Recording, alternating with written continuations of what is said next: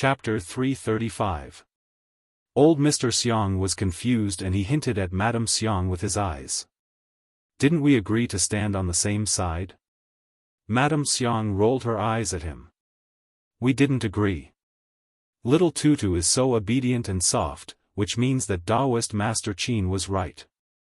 The evil has already left.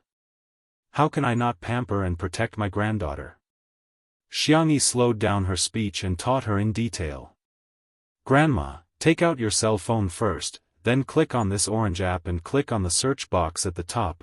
Madame Xiang didn't manage to learn it after listening to it once. Xiangyi impatiently taught her the second time. Finally, Madame Xiang learned how to search for the live stream and clicked on the live stream that was ranked number 1 in real time.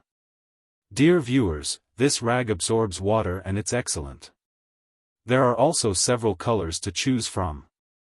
It's priced at 59.99 yuan in the supermarket and 19.99 yuan in our live stream for a super low discount. The first 10,000 people to bid for the treasure will be given an additional 100 milliliters of natural, pollution-free fruit and vegetable detergent. The live stream host shouted enthusiastically, and at the critical moment, she suddenly exclaimed, "Our live stream is limited to 50,000 copies. Dear viewers, 54321, upload the link." Madame Xiang said anxiously, "Little Tutu, hurry up and buy it, otherwise, you won't be able to buy it." Xiang Yin was speechless. It's not like we don't have rag in our house. Besides, when have you ever done any housework? Madame Xiang barked, "Shut up." Xiang Yin said. Okay. Seeing this scene in the live stream of Two Under One Roof, the netizens almost burst into laughter. I'm watching a live stream.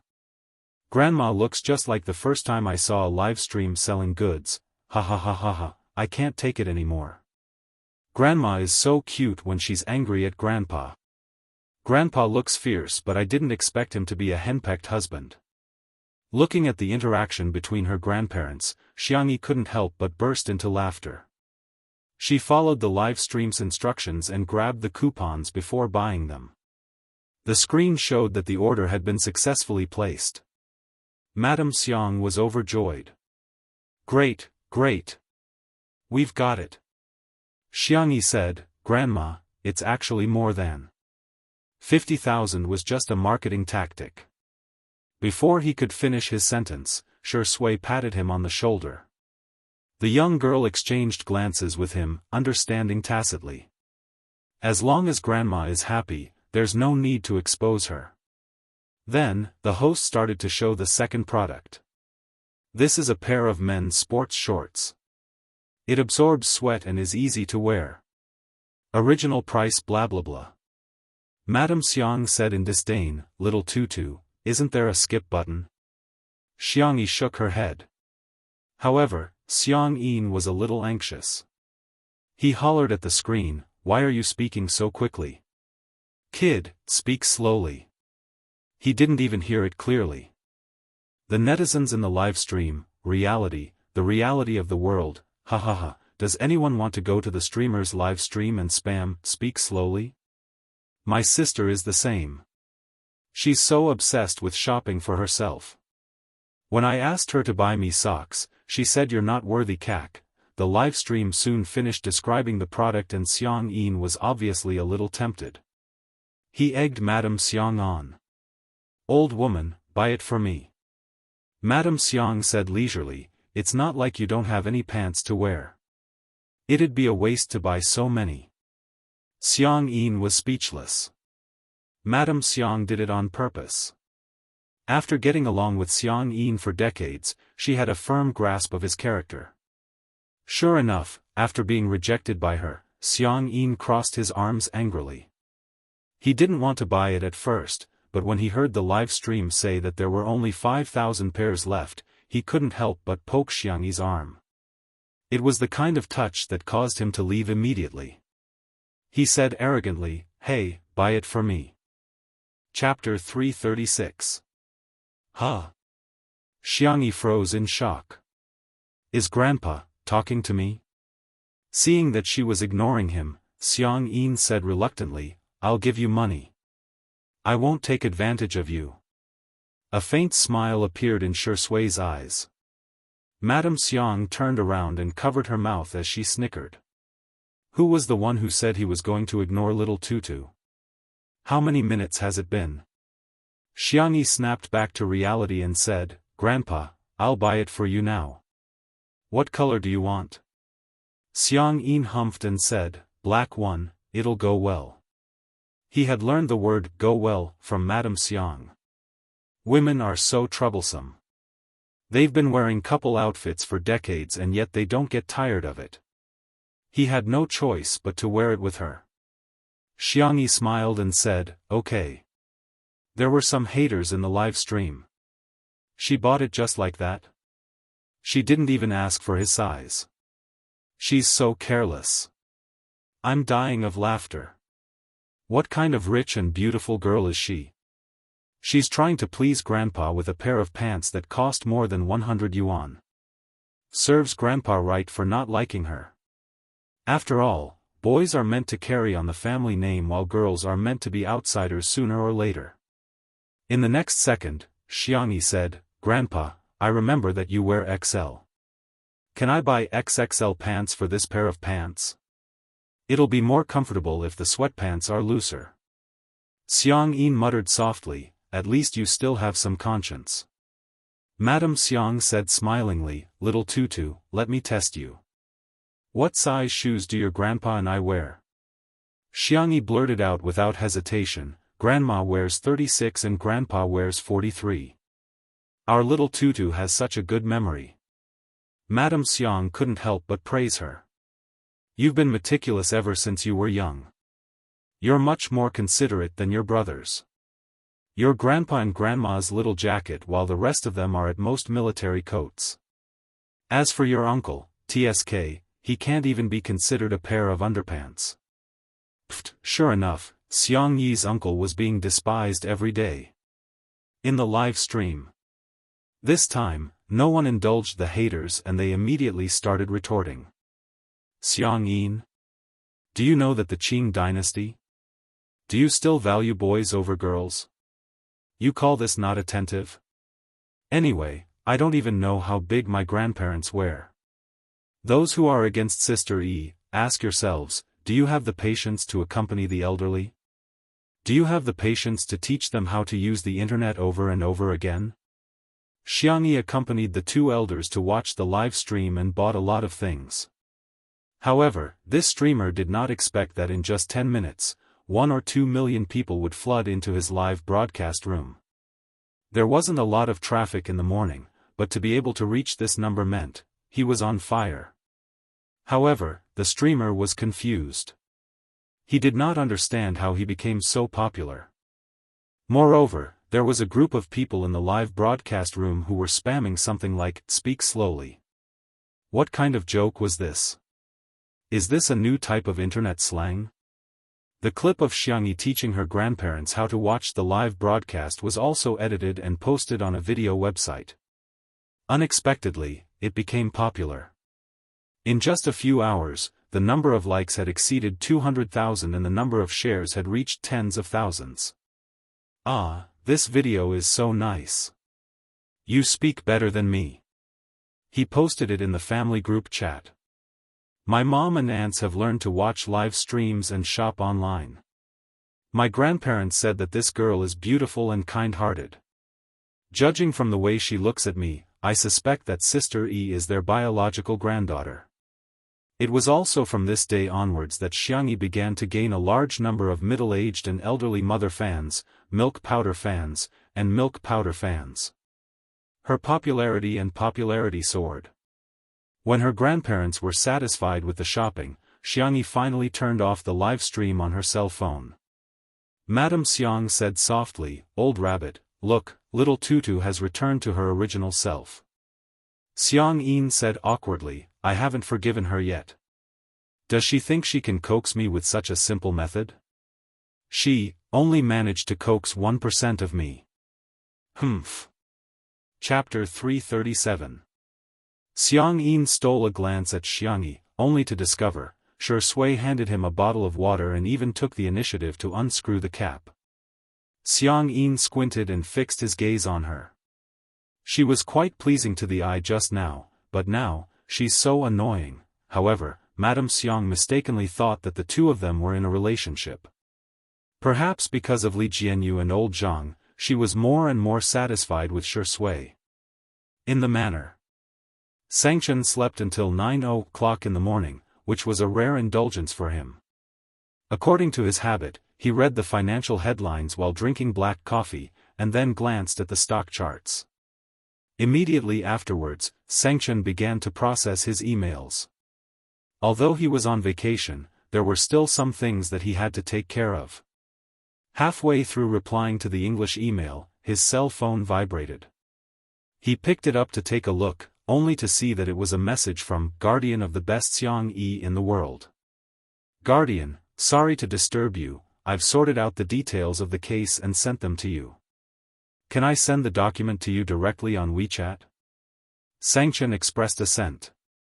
Soon, Guardian sent the document over. Xianxia opened it and skimmed through it before carefully combing through it. The gist of it was that Guardian's good friend had graduated from college this year and she majored in chemistry. When she applied for a job, she came in first in the written test and interview. However, in the end, she was not hired and a man who ranked lower than her was hired instead. She called the HR department to inquire about it, but the reply she received was that the position was more suitable for men. Guardian's good friend was furious, but she had just graduated and didn't have the money to file a lawsuit. Guardian wanted to seek help from a public interest lawyer on Weibo, so she tried to post it. She didn't expect to receive a reply from Xianxia. She was already very grateful. After learning that Xianxia was Sister Yi's elder brother, she felt even more embarrassed because she felt that she had caused trouble for Xianxia and indirectly for Sister Yi. Guardian, is this lawsuit easy to fight? If it's a waste of time, forget it. My friend is looking for a new job. Guardian, pitiful. JPG. In the beginning, she and her good friend were indeed furious, but as time passed, they had no choice but to accept it. After all, there was too much inequality in this society. They were just two ordinary freshmen. How could they fight against those cruel rules? Chen, I'll arrange for someone to follow up. Chen, do you have any more expression packs?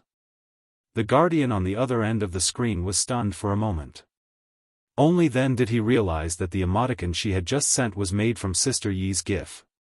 Guardian, yes, yes. She hurriedly sent over the dozens of Sister Yi emojis she had made. On the other end of the screen, Xianxia was expressionless and serious. He saved the emojis one by one. Chen, for the sake of the emoji pack, I will personally take charge of this case. The trial is expected to start in 3 days. You and your friend should prepare for it. Guardian? Did she see wrongly? The top lawyer in the country, a big shot who only took on cases in the millions, was actually going to personally take on such a small case? Guardian was instantly terrified. This is not necessary. Moreover, Xianxia was not a public interest lawyer. His legal fees were very, very expensive. Even if Xianxia didn't want it, she and her friend should give him some. She reckoned that she and her friend would have to eat dirt for the next few months. She lowered her head and looked at her phone. Chen, in the future, if you have any tutu emojis, send them to me as soon as possible. Thank you. After turning off the screen, Xianxia returned to his cold, noble, and elegant appearance. Chapter 338. At the amusement park. When Li Jianyu heard that Madame Xiang wanted to take a photo, he volunteered to do it for her. Xiang Yin looked extremely displeased. What? Are you trying to snatch my job? Shui said, why don't we all take a photo? Grandma, you can use the photo of whoever you like. Madame Xiang nodded gracefully and said, thank you for the trouble then. Hence, the netizens in the live stream witnessed Madame Xiang striking a pose that was commonly used throughout the country, a shawl. Director Li is so hardworking. He's even lying on the ground to take a photo. Ha ha ha, damn. I suspect that Madame Xiang is spying on our family life. It's so realistic. My mother and aunt always take this pose when they go to scenic spots. After changing a few poses, Madame Xiang came over to take a look at the photos. Li Jianyu was also very good at it. After getting Madame Xiang's permission, he got old Zhang to do a close-up of everyone's cell phones. First, it was Xiang Yi's. Her photos were quite decent, which was not bad. Next was Li Jianyu's photo, which was impressive as he took a beautiful photo. Next was Shi Sui's photo, which was surprisingly good at taking photos and made Madame Xiang look warm and affectionate. Finally, it was Xiang Yin's turn. The netizens in the live stream mocked mercilessly. "Grandpa, you're a straight man. You've made Grandma look like a dot in the photo." "Thank you, I'm offended. Even my boyfriend looks so ugly when he takes photos of me." Ha ha ha, I even saw several photos with their eyes closed. They were really perfect when Grandma blinked. Madame Xiang adjusted her shawl and said with a smile, "I hereby announce that the best photo goes to little Tutu." Before she could finish, someone criticized her. "Even if you're biased, you shouldn't be like this, right? Anyone can tell that Director Li and Shi Sui have done a good job." I'm speechless. The next second, Madame Xiang said leisurely, "Little Tutu, Shi Sui, and Little Li are tied for first place." She winked at the three of them and said, "There will be rewards for all of you later." The netizens in front of the screen were stunned for a moment before they realized how brilliant Madame Xiang's EQ was. "Ah, Grandma is so gentle. I don't care, I want to cheer for Grandma." Xiang Yin panicked. "What about me? Second?" Madame Xiang said in disdain, "You wish. You're last." It could be said that the double standards were incisively and vividly displayed. Feeling aggrieved and infuriated, Xiang Yin turned around and ignored Madame Xiang. He asked Xiang Yi fiercely, "Are my photos really that bad?" "Xiang Yi, what kind of question was this?" Just as she was struggling with how to answer, Shi Sui naturally continued, "Grandpa, Grandma must like the photos you took the most because you're the person she likes the most." Xiang Yin's face stiffened. 1 second, 2 seconds, in the third second, the corners of his mouth curled up with joy. This little imp is quite eloquent. However, in the blink of an eye, he recalled the scene of Shi Sui handing Xiang Yi a glass of water just now, and his expression immediately changed. Glib tongue. What if he bullies little Tutu in the future? I can't have such a man. The netizens watching the live stream all expressed that Xiang Yin's facial expression was textbook level. Of course, Madame Xiang could guess Xiang Yin's thoughts. She found an excuse to ask him to go to the side to take photos of the flowers and plants. She then affectionately held Shi Sui's hand. "Grandson-in-law, you must take good care of Tutu." Xiang Yi was confused. "Grandma, did you misunderstand something?" She was about to explain, but Shi Sui smiled and said, "Grandma, don't stand on ceremony with me. It's my duty to take care of Tutu." Xiang Yi was dumbfounded. Chapter 339. Her cherry lips quivered and she muttered, "No, he's not." Xiang Yi suddenly felt an arm around her shoulder and was momentarily at a loss for words. She looked at Shi Sui in astonishment.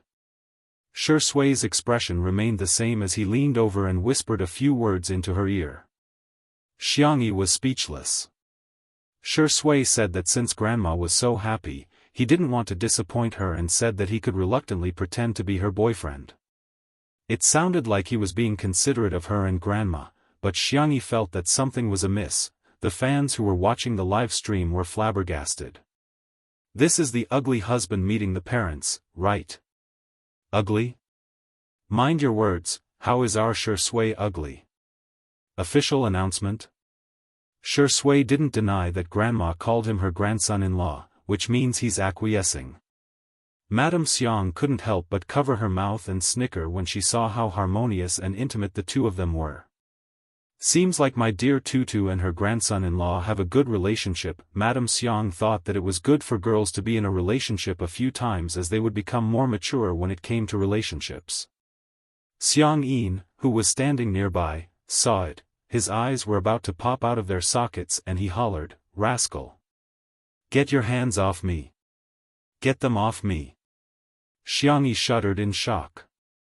Shi Sui's hand on her shoulder was still very stable. Xiang Yin stopped taking pictures of the flowers and plants and instead rushed over aggressively, hitting Shi Sui with his walking stick. Shi Sui didn't dodge and instead took the hit. Xiang Yin was so strong that Xiang Yi could hear the muffled sound of the walking stick hitting her flesh. "Grandpa! Old man!" Xiang Yin ignored the two of them and barked at Shi Sui. "You're not allowed to touch our Tutu. Our Tutu is such an adorable girl, you're not worthy of her at all. Don't try to get up to any tricks. As long as I'm around, don't even think about abducting Tutu." He took a deep breath and added fiercely, "No man can do it." When the netizens in the live stream saw this scene, some were worried, while others were gloating. "Wow, Grandpa is so fierce, it must have hurt a lot." Glass shards again. "Grandpa, don't torture them. QAQ, why is this old man so cocky? How dare you look down on our Shi Sui?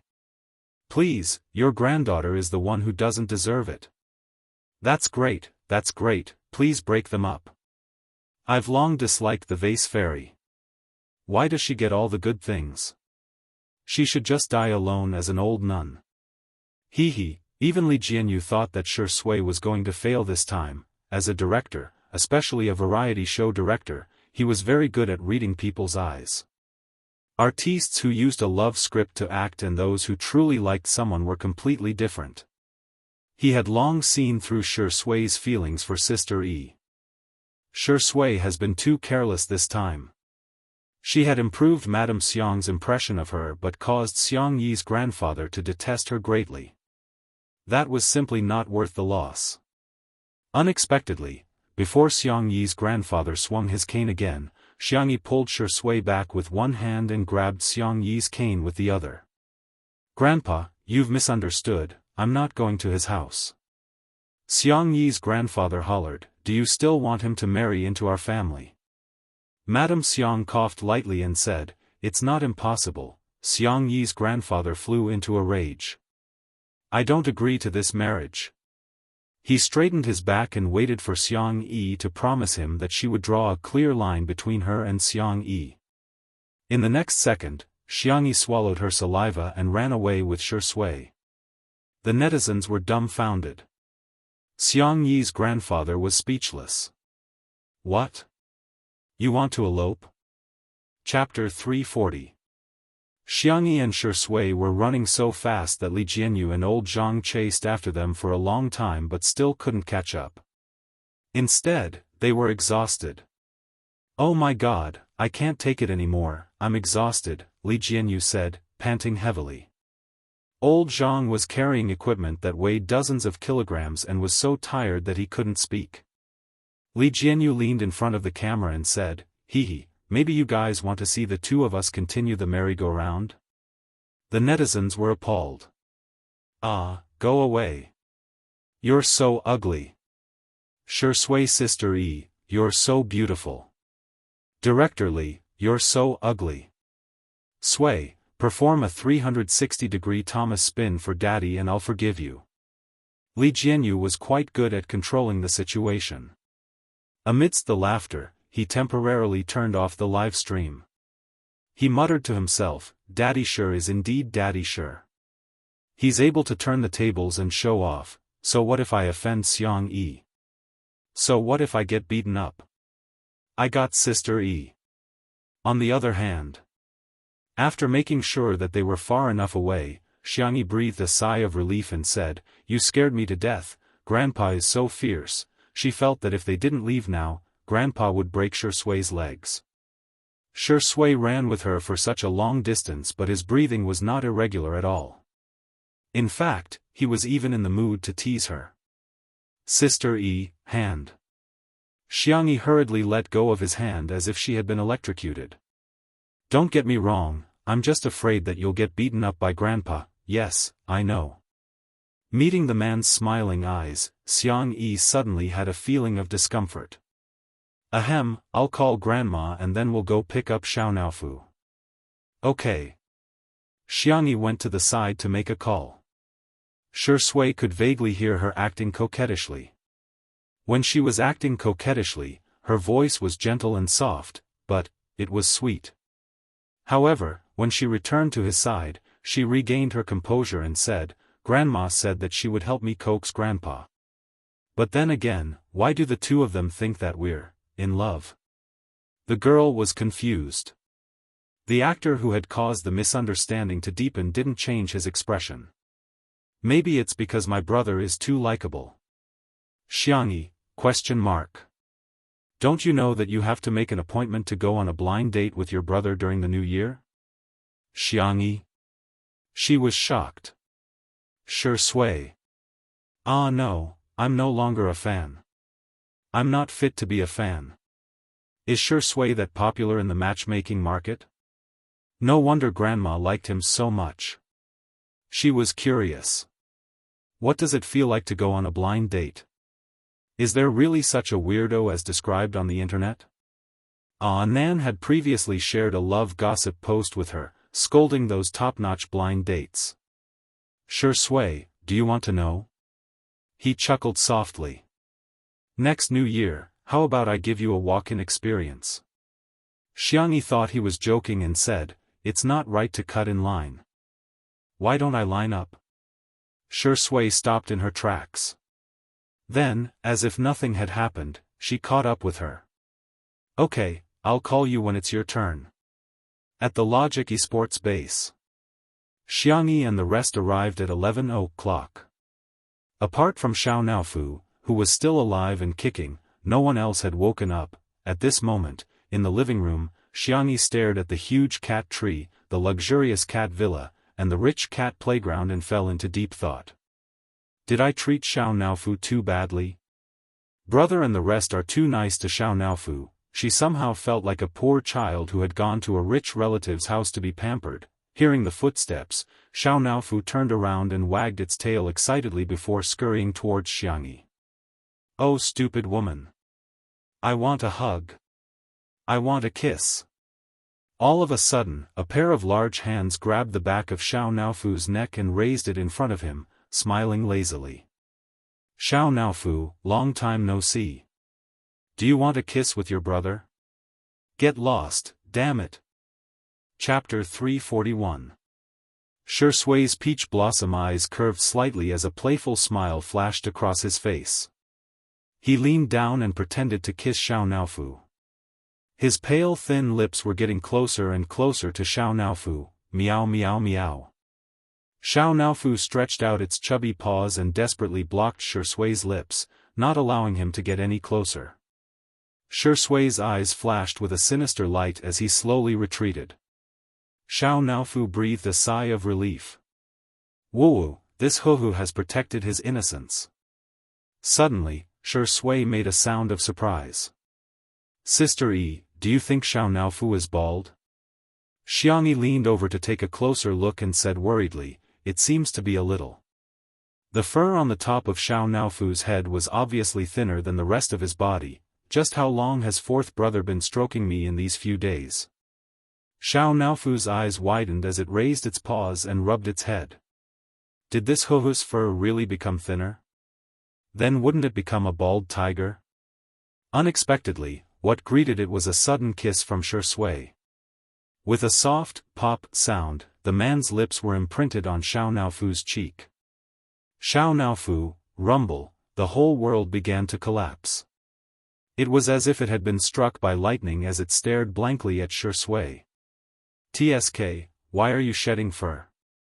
Shui's lips curled into a devilish smile. It doesn't taste good at all when I kiss you. Xiaonaofu. Dog man. F***ck. You mother***ker, I'm going to bite you to death. It opened its mouth wide and revealed its sharp teeth, looking like it was going to fight Shui to the death. But in the next second, it fell into a warm and fragrant embrace. Xiao Naofu, don't bite. Xiangyi spoke in a tone like she was educating a child. Xiao Naofu pointed its paws at Shui. Awo. Awo, he kissed me. Dog man, he kissed me. Xiangyi understood what it meant. She coaxed it softly, brother Shui kissed you because he likes you. Shui added fuel to the fire. Yes, I never kiss other people's kittens. Xiao Naofu was so angry that he lost his mind. Woof. Woof woof. He gradually turned into a dog. Li Jianyu and old Zhang, who were watching from the side, were about to go crazy with laughter. Xiangyi, Tong Tong, do you still remember that you are a little tiger? Which little tiger in the world would bark like a dog? Okay, don't be angry anymore. Our Xiao Naofu is the most obedient. Xiangyi paced back and forth with it in her arms, patiently coaxing it for a few minutes. Xiao Naofu sniffled and snuggled into Xiangyi's arms, rubbing its head against her cloud-like softness. Not far away, Shui's dark eyes suddenly narrowed. After Xiao Naofu whined and whined for a long time, fourth brother Xiangyu woke up. He washed up as fast as he could and didn't even have time to comb his hair. The first thing he did was to go downstairs to feed Xiao Naofu cat food. Seeing Xiangyu's figure, Li Jianyu motioned for old Zhang to start the live stream. The first scene of the live stream was the esports god's sleepy appearance with his hair standing on end. Sister? His voice was slightly hoarse as he had just woken up. Brother, I'm here to take Xiao Naofu home. Xiangyu was silent. He took Xiao Naofu from her arms and skillfully rubbed its head. He said coldly, changing environments often is not good for cats' mental health. The netizens in the live stream, I love Smog's look when he just woke up. Hahaha Sameo-gu is rubbing the cat like he's making meatballs, Sameo-gu, without Xiao Naofu, it's not good for my mental health. Chapter 342. Hahaha, you, keep pretending. I still have the video of you snorting cats last time. Xiangyi, let's eat first, we'll ask Xiao Naofu for his opinion later. Xiangyu nodded coldly. What do you want to eat? I'll order takeout. I've prepared the ingredients. Xiangyi's eyes curved slightly, as if there was a gentle moonlight hidden in her eyes. Brother, let me cook for you guys. Xiangyu said in all seriousness, you do yours, I'll order mine. His sister's food belonged to him. Takeout belonged to Wander and the other animals. The esports base had hired an auntie to cook, but the players were still used to ordering takeout. The auntie helped Xiangyi and soon, the aroma of food began to waft out of the kitchen. The smell was so fragrant that the players who couldn't be woken up by the alarm clock all woke up one by one. Auntie, what did you make today? It smells so good. Amazing, it's braised pork, right? I'll have 2 bowls of rice later. I think I can smell the pork rib soup. Sob, I'm so hungry. Do you have any snacks to fill my stomach? Xiangyu waited until they were almost done with their discussion before he casually said, my sister is here. Huh? Everyone was shocked. They had signed a contract with the live stream software to stream for a certain amount of time every month. Occasionally, they would watch the live streams of other streamers, but there was one live stream program that everyone had to watch in addition to the replay videos of the competition, that was, Xiangyi's edited version of her cooking. It was a godly meal. Watching her cook was simply a form of enjoyment. They didn't expect that Xiangyi would come to their esports base to cook today. The group of youngsters immediately began to fawn over Xiangyu. I'll scoop Xiao Naofu's poop today. Smog, you're my good brother, so your sister is our sister too. Brother, do you want some water? Do you want ice water, hot water, or warm water? Warm water. Warm water. He was undoubtedly a bootlicker. Xiangyu waved his phone. I ordered takeout for you guys. I'll eat my sister's cooking later, you guys eat takeout. Humph. Stingy. Forget it if you don't want to eat. Takeout is just as delicious. Just as he finished speaking, the takeout and Xiangyi's dishes were served at the same time. Xiangyu ordered the crayfish that they often ate, as well as a barbecue wrapped in foil, which was still warm after being unwrapped. Xiangyi made braised pork with quail eggs, braised prawns, braised gourd with ginger sauce, stir-fried vegetables with mushrooms, and pork ribs with corn soup.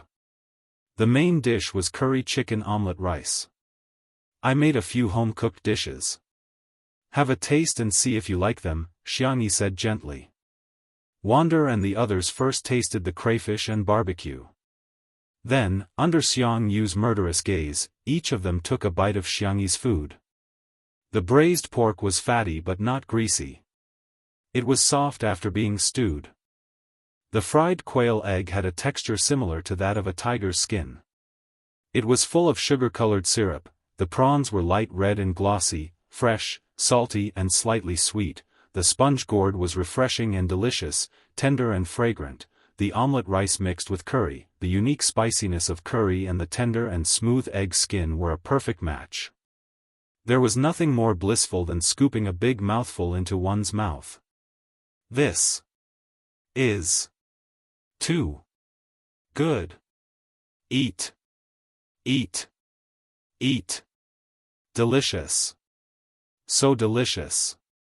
What kind of trash is takeout? The group of young teenagers were not even afraid of Xiangyu. They buried their heads in the food crazily. Bianyu asked, "Sister, it must be hard for you to descend to the mortal world, right? Sister, do you play games? I'll take you flying. Sister, do you still need a younger brother?" Chapter 343. The youths ate until the corners of their mouths were glossy and their cheeks were puffed up. The netizens commented, "I'm used to it. Ms. Xiang is really a Mary Sue." Vicissitudes of life lighting up smoke. JPG, I suspect that Sister E has drugged the food. Otherwise, why is everyone eating so happily? Are these still the rebellious and wild kids who made the club manager and coach worry so much? How can they become obedient in front of Xiangyi? While Xiangyi was feeding Xiao Nao for the prawns, the boys turned to look at Shui. Brother Shui. Captain Wander couldn't care less about table manners. While chewing, he asked, "Are there any requirements for appearing on your show?" Shui raised her eyebrows and said, "I'm afraid you'll have to ask the director."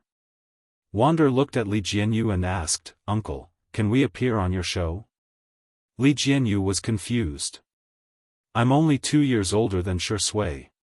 Why is Shui her brother and I'm her uncle?" "I'll give you 10 seconds to reorganize your words," Li Jianyu said sternly with a sullen expression. Wander was stunned for a moment before coming to a sudden realization. He exclaimed loudly, "Uncle! Can you give us a chance?" Li Jianyu was speechless. The comments section of the live stream was flooded with, "Ha ha ha ha" comments. Li Jianyu said calmly, "No, you guys are too expensive, we can't afford to hire you." The esports industry in China was very popular, and with the development of live streaming, the commercial value of esports players was now no less than that of celebrities. It would be fine to hire 1 or 2 people, but with so many of them, they really couldn't afford to hire them. Wander immediately exclaimed, "Uncle! I can do it for free." Shui chimed in, "I don't want it either." Xiao Yang said shyly, "As long as I'm full." Li Jianyu was speechless. "Sister E, you're indeed worthy of your reputation. You've saved the program team a 7-figure sum of money with just 1 meal, isn't it just calling me uncle? What's the big deal? You can even call me grandpa." Li Jianyu revealed a silly smile as if a pie had fallen from the sky. After the meal, the youngsters were all stuffed. They were all slumped on the sofa or beside the coffee table like a group of salted fish. Xiangyi placed Xiao Naofu on the ground, then pointed at Xiangyu, and then at herself. "Do you want to stay with Big Brother, or come home with me?" Xiangyu was full of confidence. He had doted on Fu Fu so much that he could get whatever he wanted. He even gave his own bed to Fu Fu as a cat bed. Therefore, Fu Fu would definitely choose him. The next second, Xiao Naofu didn't even look at him as it happily jumped into Xiangyi's arms and hummed softly. Meow ah meow, stupid woman. Bring this hoo-hoo home. Xiangyu's face was filled with disbelief. How could this be? How could this be?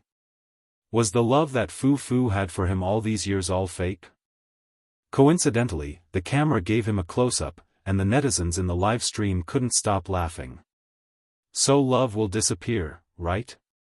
DBQ Sameogu is really pitiful, but I really want to laugh. Poor Sameogu, he's finally going to find out that Xiao Naofu is a green TB*TCH.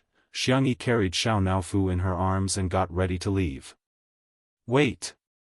Xiangyu suddenly called out to her, his eyes falling on her arms. Fu Fu. Is there something that I haven't done well enough? Xiao Naofu blinked its clear, ice-blue cat eyes and meowed. Meow meow, goodbye, big brother. I'll miss you.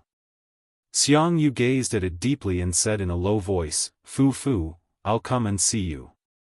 Xiao Naofu turned its head and nestled in Xiangyi's arms with a mischievous smile. Miss you? No way. Sad? No way. Hee hee, I'm just pretending. Chapter 344.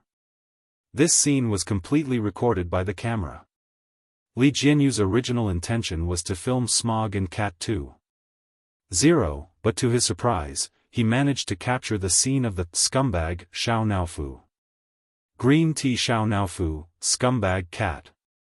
Damn it, this smile is so smart, it's really smart. I suggest everyone hit the scumbag Xiao Naofu on the public chat. Everyone thought that apart from Shui, Xiao Naofu was invincible. However, when Xiangyi and the others returned to the manor, they discovered that there was an adorable little Shiba Inu at home. Its back was light yellow, and its belly was cream-colored. Its eyes were watery and it was lying on the ground obediently. Xianxia said coldly, "This is a dog that uncle's friend gave him. He wants you to take care of it for him for a few days. Its name is," he reluctantly said, "Little Shiji." The man, who was as cold as a snow-capped mountain, uttered these 3 words with an inexplicably cute accent. Xiangyi asked, "Little lion?" Its fur color does resemble a lion. Xianxia said sternly, "It's little Shiji." Okay. Xiangyi bent forward and rubbed little Shiji's head tentatively. The little Shiba Inu rubbed against her palm obediently. Woof, it's so cute, I'll make you some delicious food later. Woof woof, when Xiao Naofu saw this scene, it instantly felt as if the world was collapsing. Am I not this stupid woman's favorite? She actually wants to. Pushed. She's going to cook for this mutt. Xiao Naofu was so infuriated that he scurried over on his short legs and roared at little Shiji. Meow. Meow. Little Shiji, Omega. It stared at Xiao Naofu for a few seconds and took the initiative to lick Xiao Naofu's fur to show its friendliness. Xiao Naofu thought, ah, damn it, my body is so dirty. It waved its paws angrily and slapped little Shiji's face. Little Shiji did not retaliate after being hit and simply took a few steps back, feeling a little aggrieved. Xiao Naofu refused to give up and wanted to hit it again. Its body was suddenly suspended in the air. Xiangyi had picked it up. The little cat felt so wrong that it wanted to die. Meow meow meow, let this dog go. I'm the only one in this house. Xiao Naofu, it's only staying for a few days. Xiangyi tried to reason with it. Little uncle will take it away when the time comes. Xiao Naofu, I won't listen, I won't listen. It wriggled and broke free from Xiangyi's arms. It jumped onto the table and chose Xiangyi's cup. It waved its meaty claws and moved the cup to the edge of the table. Meow. Li Jianyu said in surprise, is it threatening you, Sister E? Xiangyi. I think so. Woof? Little Shiji had no idea what was going on at all. It rubbed Xiangyi's calf affectionately, seemingly wanting her to rub its head. Seeing this scene, Xiao Naofu fumed and turned on its little jerk mode, bang. The cup fell to the ground. Still not appeased, Xiao Naofu jumped onto the sofa and stepped on Tutu's plushie a few times. It then sat down aggrievedly and shook its chubby body while sobbing. Xiangyi's heart immediately softened. How could she bear to scold it? Just as she was thinking about how to coax Xiao Naofu, Shui stuffed something into her hand. Xiangyi looked down to see that it was little Shiji's leash. Sister E, let's go walk the dog, she said without mentioning Xiao Naofu. However, Xiao Naofu leaped over like a whirlwind. Meow. Its tone became more and more childish and pitiful. Meow meow, stupid woman, you're not allowed to walk this dog. At most, I'll let you walk it, okay? Chapter 345. 5 minutes later. Shui held on to little Shiji's leash while Xiangyi carried Xiao Naofu in her arms. The two of them took a stroll in the shade of the garden. Xiao Naofu rested its meaty paws on Xiangyi's shoulder and gave little Shiji a smug look. Little Shiji barked foolishly. Woof. Xiao Naofu humphed. It then glanced at Shui smugly. A dog-like man walking a dog. What a perfect match. Shui raised her eyebrows with a look that seemed to be saying, I advise you not to be so arrogant. Xiao Naofu was speechless. I'm scared. It hugged Xiangyi tightly and said in a childish voice, Meow, Xiangyi said helplessly, Xiao Naofu, how many meals do you eat a day at fourth brother's place? It had only been a few days and it had obviously gained weight. Xiao Naofu felt extremely guilty. Well, I just have 3 meals a day plus canned food, dried meat, dried fish, nutrition cream, hair removal cream, and some snacks, Shui said. Actually, I have a way to make Xiao Naofu and little Shiji live in harmony. Xiangyi's eyes lit up. Huh? Shui pushed her glasses up her nose and said with a smile, why don't we send Xiao Naofu away? Xiao Naofu was speechless. Listen, is that even human? Shui winked at Xiangyi. The girl understood and cooperated with him tacitly. I think we should give it to second brother. He'll definitely design a scientific and nutritious meal plan. It'll be just nice for Xiao Naofu to lose weight. Second brother, isn't that the devil Xiangli? If I go, won't I be taken to be sterilized? Xiao Naofu panicked. Meow, I don't want to go to second brother's place. Shui said nonchalantly, little Shiji is so obedient and eats so little. It can even guard the house. Xiao Naofu's ears twitched and it meowed anxiously. Meow, meow, meow. This Huhu can also be obedient. I can also be obedient. I can also eat less. As for guarding the house, it also can. Therefore, in order to express its ferocity, Xiao Naofu made its fiercest expression. Woof woof woof. Xiangyi tried hard to hold back her laughter and quietly mouthed to Shui, is it really okay for us to trick it like this? Shui's expression did not change. Children will only grow up after being beaten up. Little Shiji, woof? His dark eyes were filled with confusion. He seemed to be wondering if Xiao Naofu was his own kind. Shui praised her, well, not bad. She screamed so fiercely that the bad guys must have been scared away. Xiao Naofu was elated by the praise. Woof. Little Shiji responded heartlessly, woof, woof. But in Xiao Naofu's eyes, this dog was provoking it. Roar. Woof woof. Woof. Woof woof woof. Xiangyi couldn't help but turn her face away and laugh. Not far away, Li Jianyu was squatting on the steps, completely convinced. Daddy, sure, even a dog isn't as good as you. He looked at the screen of his cell phone, feeling very vexed. Just a few minutes ago, Li Jianyu received a message from his friend, saying that Muyao TV's live stream program, Eating Well for All 3 Meals, was also going to premiere in a primetime slot on the satellite channel. The format of Eating Well for All 3 Meals was a complete copy of Two Under One Roof, which was already enough to make Li Jianyu feel frustrated. Now that one of them was going to premiere online and the other on a satellite channel, he felt even more upset. Although the television industry was declining and there hadn't been a variety show that broke the 2% rating for a long time, broadcasting on television meant that it had a greater influence and a wider audience. Chapter 346. On the other hand, if Two Under One Roof was only broadcasted on the internet, the audience would still be mostly young people. At present, Two Under One Roof was far ahead of the rest in terms of viewership ratings. However, if one day, the popularity of Eating Well for All 3 Meals increased, perhaps Li Gui would become Li Kui in the eyes of the public.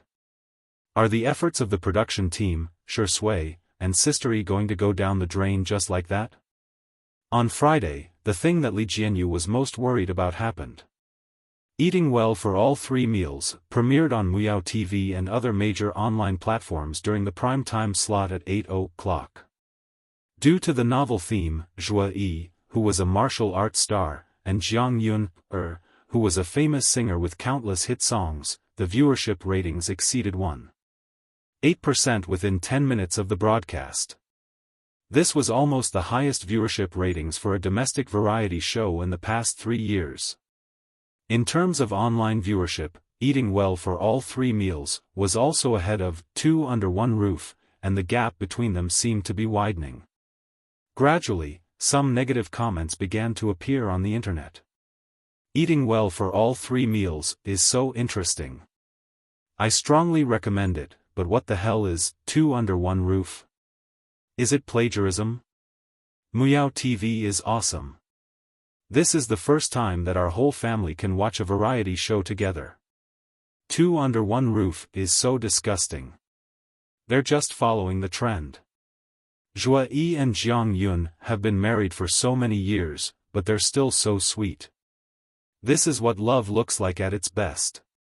Previously, Shi Sui and Xiangyi were all the talk about being a couple every day. I just want to say that what's fake can't be real, and what's real can't be fake. When Li Jianyu saw these comments, he was so angry that he almost smashed his cell phone. Admittedly, he knew that Muyao TV must have done something, such as hiring fake reviewers to spread rumors, but there were even more people who began to criticize Two Under One Roof without knowing the truth at all. Li Jianyu looked at Xiangyi, who was cooking in the kitchen. The girl's hair was tied into a bun, and her movements were neat and tidy.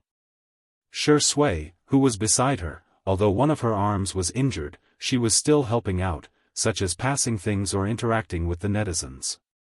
In fact, it was very tiring to do a live broadcast every day, and the duration had long exceeded the original contract they had signed. However, Shi Sui and Xiangyi had never complained, and the staff of the program were also holding their breaths. They wanted to turn Two Under One Roof into the most popular variety show of the summer.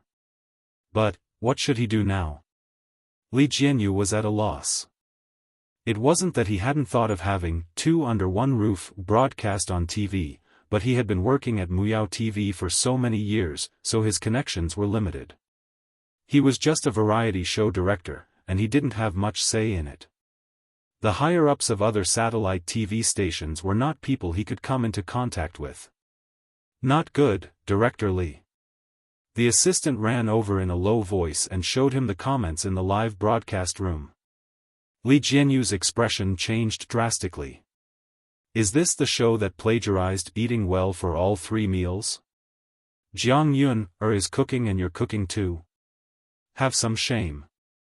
Shi Sui originally had a good impression of him, but I didn't expect him to have no bottom line. He's really willing to do anything for money.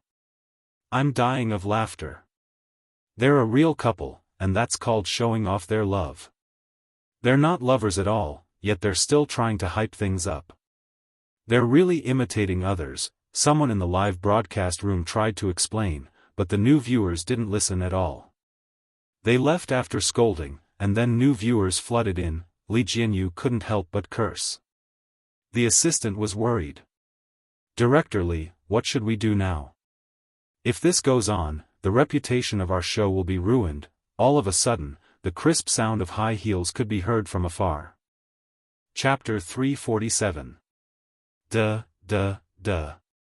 Every sound was like the beat of a drum, hitting his heart rhythmically. "Good evening, Director Li," a familiar female voice sounded in Li Jianyu's ears. He turned around and was stunned. "Director Wan?" It was Ruan Qing, the deputy director of Muyao TV. Ruan Qing's vision and ability were unquestionable. Back then, he had several variety show proposals, but no one was interested in them at first. Every time, Ruan Qing was the one who recognized his talent and helped him get a few popular TV variety shows. "I've already resigned." Ruan Qing was wearing a blouse, a long skirt, and a geometric patterned scarf. Her makeup was exquisite and proper, and she exuded the elegant charm of a mature woman. Li Jianyu rubbed his hands helplessly and asked, "Is that so? May I know what brings you here today?" As a social worker, he was still a little nervous when facing his former boss. Ruan Qing chuckled and said, "I saw the recruitment notice for your program." Li Jianyu was confused. Ruan Qing pulled out a document from her bag and said, "This is my resume." Li Jianyu was dumbfounded. He was dumbfounded and looked at this scene in disbelief. In the glass greenhouse, the warm-toned glass lamps refracted magnificent and bright colors. In just a few minutes, Ruan Qing had successfully joined two under one roof. Li Jianyu accepted this reality in a trance. He felt that he could go to the social worker discussion group and post about it. There would definitely be a lot of clicks. Hashtag about how I became the boss of my beautiful ex-boss and had to tell you about it. Hashtag that's right. Ruan Qing joined the planning team of Two Under One Roof and even became the team leader. Since the live stream was still going on, Li Jianyu explained, "When we're done, I'll get everyone to say hello to you." "Okay." Ruan Qing switched to work mode and took out a tablet from her bag to show Li Jianyu the PowerPoint she had prepared in advance. She said in a professional manner, "There are many reasons for the public opinion crisis that Two Under One Roof encountered today. First of all, the people who watch live streams and variety shows overlap, but not completely. At present, live streams and variety shows account for half of the video entertainment industry in our country. The explanation is very simple, and that is, Two Under One Roof has been promoted. Promotion meant that it was broadcasted on TV." Li Jianyu smiled bitterly. "I've thought of that too, but it's not something that can be done just because you want to." Ruan Qing took a sip of her coffee. "Director Li, may I ask if our production team has a complete promotion and salary increase plan?" Li Jianyu thought she was joking. "You're now the second in command of our show. If you get promoted again, you'll be the first in command." "Ruan Qing, I think it's fine." Li Jianyu was confused. "What about me? I'll be the first in command and you'll be the second in command." Li Jianyu, "Xiao Ruan, you're too funny, ha ha ha." As he laughed, he felt that something was amiss and said weakly, "You can't be serious, right?" Ruan Qing smiled. With the broadcast of the television version of Eating Well for All 3 Meals, there were more and more comments mocking Two Under One Roof on the internet.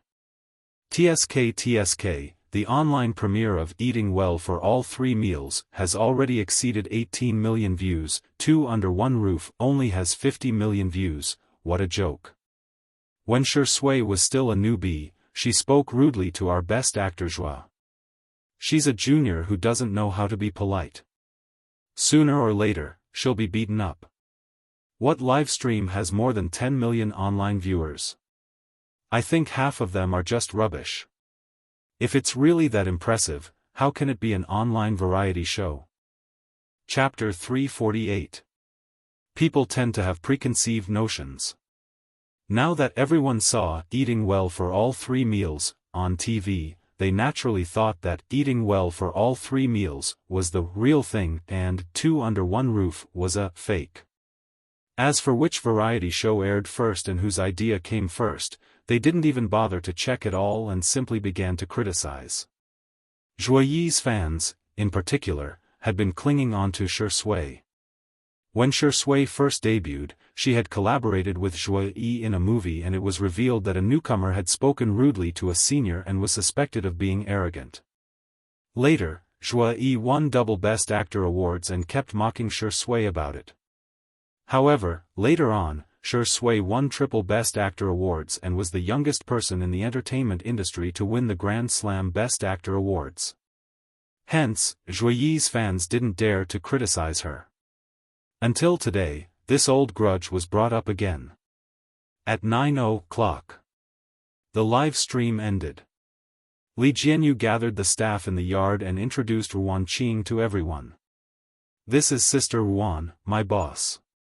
Everyone was dumbfounded. "Huh? Director Li's boss?"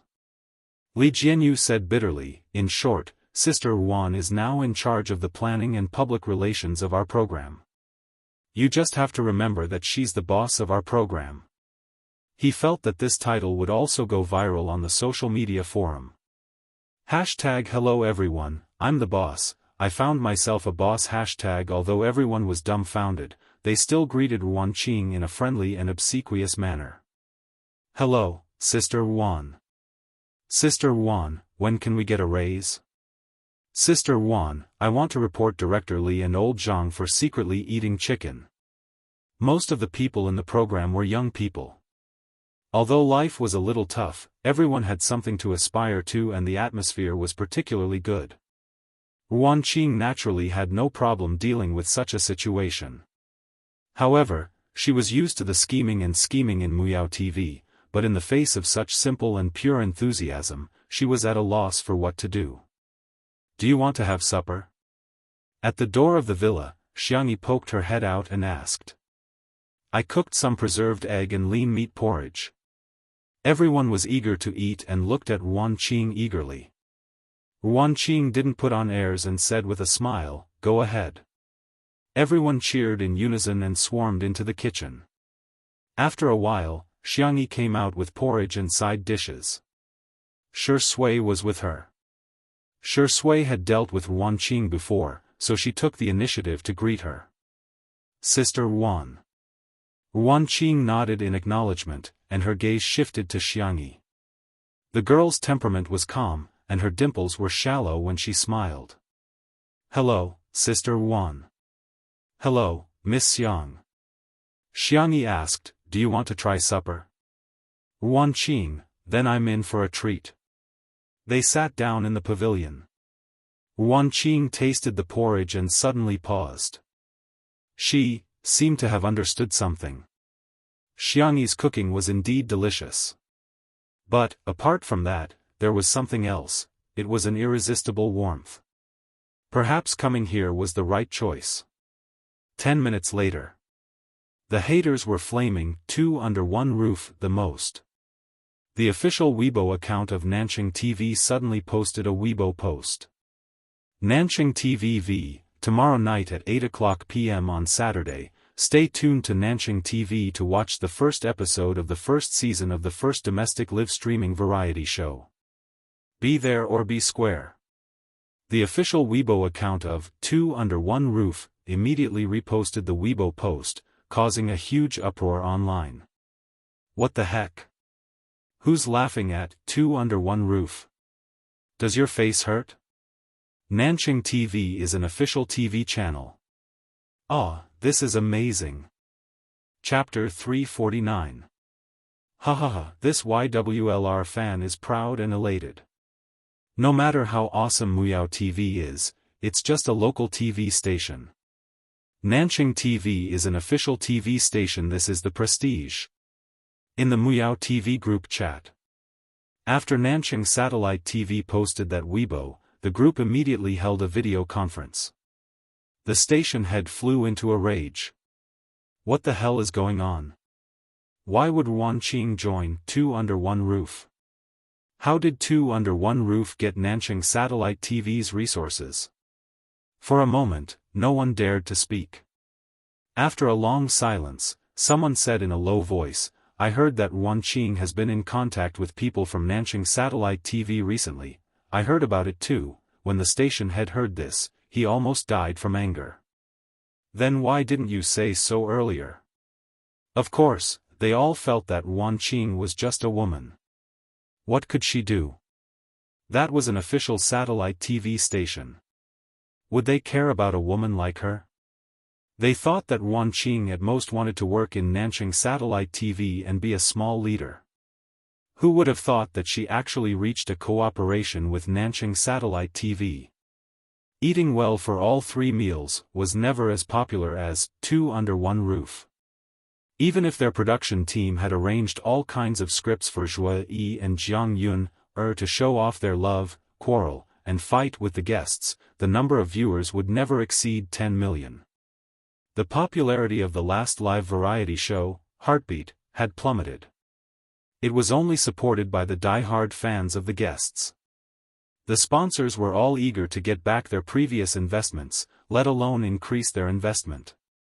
Now, it was all thanks to Muyao TV. Now that they had finally come up with a plan to snipe Two Under One Roof, they had to take advantage of the premiere of Two Under One Roof on the internet. They had to do a TV and online premiere, then fight a war of public opinion and try to steal the popularity of Two Under One Roof. As a result, Two Under One Roof was about to be broadcast on TV as well. Nanjing Satellite TV, one level higher than Muyao Satellite TV. The station head was furious. Trash. A bunch of trash. You can't even compare to a woman. There was dead silence in the video conference. No one dared to say that the station head was the one who forced that woman to leave. Muyao TV suffered the consequences of their own actions, and Zhuo Yi's fans were also rebuked by the Shui sisters. Youngest Grand Slam Best Actor Sui Suizi Heartsuit Viewership Record Holder Television Emperor Sui Suizi Heartsuit Light of Acting Sui Suizi Heartsuit First Class Business Sui Suizi Heartsuit, acting like a big shot? Did they really think that the internet had no memory? Who was the one who pretended to fight for real and broke Shusui's ribs? Back then, Zhuo Yi left his image as a single male god. Now, he's the equivalent of an idol. He hid his marriage to deceive his fans and then created a couple after marriage. Where did he find the face to step on our Shuringdi? The Shui sisters' fighting prowess was not to be underestimated. Previously, in order to help Two Under One Roof control the comments, they had scattered the crowd. Now that they had gathered together, they were able to defeat Zhuo Yi's fans in minutes. That night, the internet was extremely lively. Netizens from all walks of life stayed up late to watch the show. What? So Zhuo Yi had deliberately broken Shuringdi's bones during filming? What? Sui's ribs were broken, but she still managed to shoot the scene in one shot. Godly acting skills? What? So Shui had misogyny? The only female celebrity he had ever had physical contact with was Xiangyi? On the one hand, the fans of the untimely couple felt sorry for Shui, but on the other hand, it didn't stop them from falling head over heels, the next day. Early in the morning, the official account of Two Under One Roof announced the guests that would be coming today. Chapter 350. Two Under One Roof, please sign here for today's surprise. We are fortunate to have invited the movie queen Zhong Yi to participate in today's live stream. There are also 2 mystery guests. Everyone, please look forward to it. We actually managed to invite Zhong Yi. Zhong Yi had excellent acting skills and gorgeous looks, but she was often attacked by others because of her sexy image in the early days of her debut. Her most famous film was Dustless, which was a collaboration with Shui. In the film, Shui played a detective who belonged to the good side, while Zhong Yi played a dancer who was both good and evil. She had a secret relationship with Shui. The director formed many artistic metaphors through their relationship, and the two of them also displayed superb acting skills, which were regarded as classics in the film industry. The two of them were about the same age, and Zhong-yi was 30 years old this year. When the film was released, many people were shocked by their acting skills in the film and mistakenly thought that they were a real couple. Hence, the two of them were rather popular in the industry. The reason was that Shui had never interacted with any actresses before. Some of Zhong-yi's fans immediately expressed, "Her Highness has arrived. Zhong-yi and Zhong-yi CP are worth investing in." When Shui was interviewed, he said that he liked Zhong-yi's type very much. Ha ha ha, there's going to be a good show to watch. Zhong-yi is the beautiful type. Vase Fairy is going to be crushed by a beauty like Zhong-yi in seconds. Seeing how Zhong-yi's fans were being ridiculed, Xiangyi's fans were displeased. Is our sister Yi someone you can bully as you please? Hence, Zhong-yi's fans were taught a lesson early in the morning. They were dumbfounded. Is this Xiangyi that popular? Why does she have so many fans? The live stream began at 9:00 in the morning. The loyal fans of Two Under One Roof immediately swarmed into the live stream. The camera panned to a distant view of the mountains in the distance, where the colorful windmills of Little Rabbit Farm were rotating in the wind. The vegetable fields were fertile, the garden was lush, and there were flocks of chickens and ducks. In the yard, Xiao Naofu and Little Shiji were fighting. To be more precise, Xiao Naofu was bullying Little Shiji. She refused to drink her goat milk and insisted on snatching the milk from Little Shiji's bowl. The little Shiba Inu's black eyes were wet. It didn't fight back even after being hit a few times by Xiao Naofu's fleshy paws. It even gave the goat milk to Xiao Naofu. The netizens in the live stream, hooligan acts. Sterilization warning. Wow, this Shiba Inu is so cute. What a cute little puppy. Have I been drinking too much sugar lately? I think Little Shiji is spoiling Xiao Naofu a little. Ha ha ha, you don't have to. I saw the staff post yesterday. Although the two of them are of different species, they are of the same gender. Nothing good will happen if they get together. After the heartwarming scene was shot, the camera turned to the entrance of the manor. The black iron gate was covered in vines and roses. Zhong-yi, who was wearing a red V-neck dress, got out of the car with a strong aura. Her black high heels made her fair and straight legs look even longer. She was plump but not fat. She combed her wavy long hair, and as an actress, she accurately found the camera and smiled. Bullet comments in the live stream, "Aw sister, kill me." Zhong-yi's smile is so enchanting that it makes all the beauties pale in comparison. Zhong-yi is such a queen. I finally get the charm of a 30-year-old sister. Vase Fairy really can't compare to her. In the next second, Zhong-yi turned around and got out of the car. She carried out a little bun who was wearing a princess dress and had her hair in a bun. She was also holding a rainbow lollipop tightly in her chubby little hand. Chapter 351. The netizens were dumbfounded.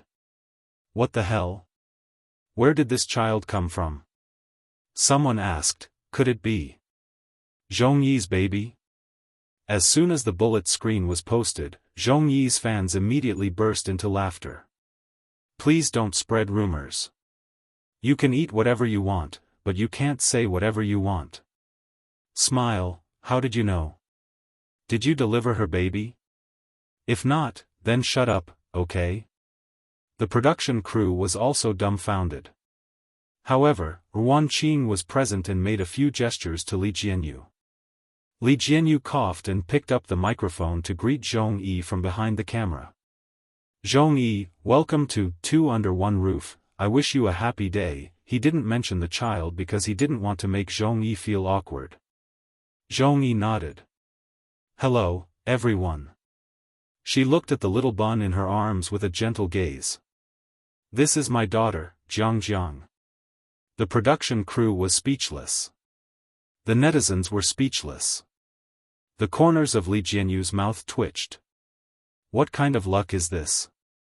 Today's hot search is going to be dominated by their variety show again, the executives of Muyao TV, who were secretly watching the live broadcast of Two Under One Roof next door, almost vomited blood when they heard this. Another hot topic. Why did Two Under One Roof have to face it? They had spent hundreds of millions of yuan to invite Zhuo Yi and Jiang Yun, and the guest remuneration for each episode ranged from millions to tens of millions. As far as they knew, Two Under One Roof didn't pay a high notice fee, mainly because they had always invited veteran actors and actresses. They only charged a friendship price, which was a few 100,000 yuan at most. When Xiangyi's family came, none of them asked for money. Instead, her third brother, Hades, had to fork out a lot of money, not to mention, the president of the Chinese Medicine Association, the brothers of C7, and the upcoming Logic team came for free, low cost, high return. That was enough to make people green with envy. This variety show has its own hot topics. For example, when Xiangyi played the Sanxian, the folk music bigwigs on Weibo, the Chinese Music Association, the cruelty exposed in the Mingxi Boys High School incident, and the subsequent reflection on education. Not to mention, when Xiangyi's brothers exposed themselves, it brought about a lot of attention. But now, Zhongyi had exposed that she had a daughter. The director of Muyao TV was so angry that his eyes turned red. If he had kept Li Jianyu in the beginning, wouldn't all the achievements and popularity brought about by Two Under One Roof be his glory? Jiang's facial features were soft and adorable, and her eyes were young and round. She seemed to be very shy as she hugged her mother's neck tightly. Zhongyi asked her to greet the others, but she didn't say a word. However, when Zhongyi carried her to the courtyard and saw Shi Sui who went out to greet the guests, Jiang blinked. Shi Sui greeted her politely, "Good morning, Senior Zhong." Zhongyi was only 3 years older than him, but she had been in the industry for over 10 years. She was his senior. "Long time no see. You're so fat now," Zhongyi joked. "I guess you've been eating well lately." Shi Sui chuckled. "Is it that obvious?" As soon as she said that, the little bun in Zhongyi's arms suddenly reached out a hand toward Shi Sui. "Papa!" In an instant, Li Jianyu's vision turned black and he almost fainted. "Father? Father Shi has a daughter? Oh no, not only am I going to be on the hot search list today, my Weibo is going to be paralyzed." Shi Sui raised her eyebrows and asked, "Are you Jiang?" "Yes." "Papa, hug." The little girl reached out her chubby and milky white arms toward Shi Sui. Li Jianyu's vision turned even darker when he saw Xiangyi who appeared behind Shi Sui. "Xiao Ruan, when I faint later, can you help me pinch my philtrum?" Ruan Qing squinted and asked, "Xiao Ruan." Li Jianyu was on the verge of breaking down. "Is this the time to be fussing over what to call me?" Chapter 352. Sister Ruan, is that enough? Ruan Qing pondered for a few seconds and said, "You'll faint later, let's see how things go first. If you faint now, it'll affect your work." "Sister Ruan, you're such a capitalist." Xiangyi was obviously stunned when she heard the soft and adorable word "papa." Shi Sui's daughter? How is that possible? Even though her rationality told her that the probability was slim, she strangely felt a sense of suffocation in her heart. She was also a little frustrated. Shi Sui didn't like children. He didn't hug Jiang and instead rubbed her little head. "Jiang, I'm not your father." However, Jiang was very firm and she exclaimed in a childish voice, You are Papa." The comments section of the live stream exploded. "Oh my gosh! Jiang is Shi Sui and Zhongyi's daughter? No wonder Zhongyi retired for a long time a few years ago. She must have gone to give birth to Shi Sui's child. Shi Sui is toxic. Your child has already called you Papa, yet you refuse to acknowledge her? Is your own flesh and blood not as important as your character?" All the major marketing companies swarmed in and those who were quick enough had already written eye-catching drafts. Shocking. Shi Sui's biological daughter has been exposed. She's actually, Shui and Zhong Yi's relationship has come to fruition. I believe in love again. Zhong Yi is the empress of the Empress Dowager. She's a shameless homewrecker. There were those who were just there to watch the show, those who were trying to ride on the hype, and those who were making things up. All of a sudden, rumors and slanders spread at the fastest speed. The number of viewers in the live stream of Two Under One Roof skyrocketed, and in just a few minutes, the number of viewers had already risen to millions. While everyone was watching, Zhong Yi said indifferently, "Jiang, you've got the wrong person." "Mommy." Jiang blinked her grape-like eyes and tears began to well up in her eyes. "Mommy, you're lying." Zhong Yi naturally changed the subject. "Jiang, there's a kitty over there. Don't you like kitty the most?" Jiang was only 3 years old and was at the age when her attention was easily diverted. When she saw Xiao Naofu, her eyes lit up and she fluttered her little legs. "Mommy, I want to go down." Zhong Yi put her on the ground, and the little girl bounced towards Xiao Naofu, looking carefree and innocent. Zhong Yi tried to make light of it, but the netizens didn't buy it. Zhong Yi must be hiding something. That's it? The denial is too weak. I was only 30% convinced just now, but judging by Zhong Yi's attitude, I'm 70% convinced that she's having an affair with Shui. Miss Xiang. Zhong Yi had watched some videos of Two Under One Roof before she came, so she recognized Xiangyi. Xiangyi stepped forward and greeted him politely. "Do you have any tasks for me?" Zhong Yi asked. Li Jianyu continued, "Today's task is to change pots and fertilize the plants. Then, we have to build a fence around the vegetable field." Zhong Yi nodded, indicating that she got it. She asked Xiangyi, "Where's the room? I'd like to change into some lighter clothes." "Senior, this way please." Xiangyi brought her to change her clothes. The two of them were polite and distant, but that was actually normal. After all, they didn't know each other before. However, in the eyes of the netizens, countless meanings were interpreted. Zhong Yi is really like an empress. The vase fairy is like a maid in contrast. Tsk, I feel like a battle is about to start. Zhong Yi has such a good figure, she can easily defeat Xiangyi. Zhong Yi has been working with Shui since 5 years ago. A certain female celebrity is considered to have interfered in their relationship. Chapter 353. The netizens were having a great time gossiping about the emotional entanglements between celebrities. All of a sudden, all sorts of speculations popped up. Some said that Shui and Zhong Yi had a one-night stand, and that Shui abandoned Zhong Yi and her mother after becoming famous. Some said that Shui and Zhong Yi had long been married in secret, just like Zhua Yi and Jianghu. They were going to announce it today. Xiangyi, on the other hand, had become the third party in the public opinion. While the others were talking, Zhong Yi changed her clothes and came out of the bathroom. She was wearing a black singlet, tight-fitting sweatpants, and a large oversized jacket.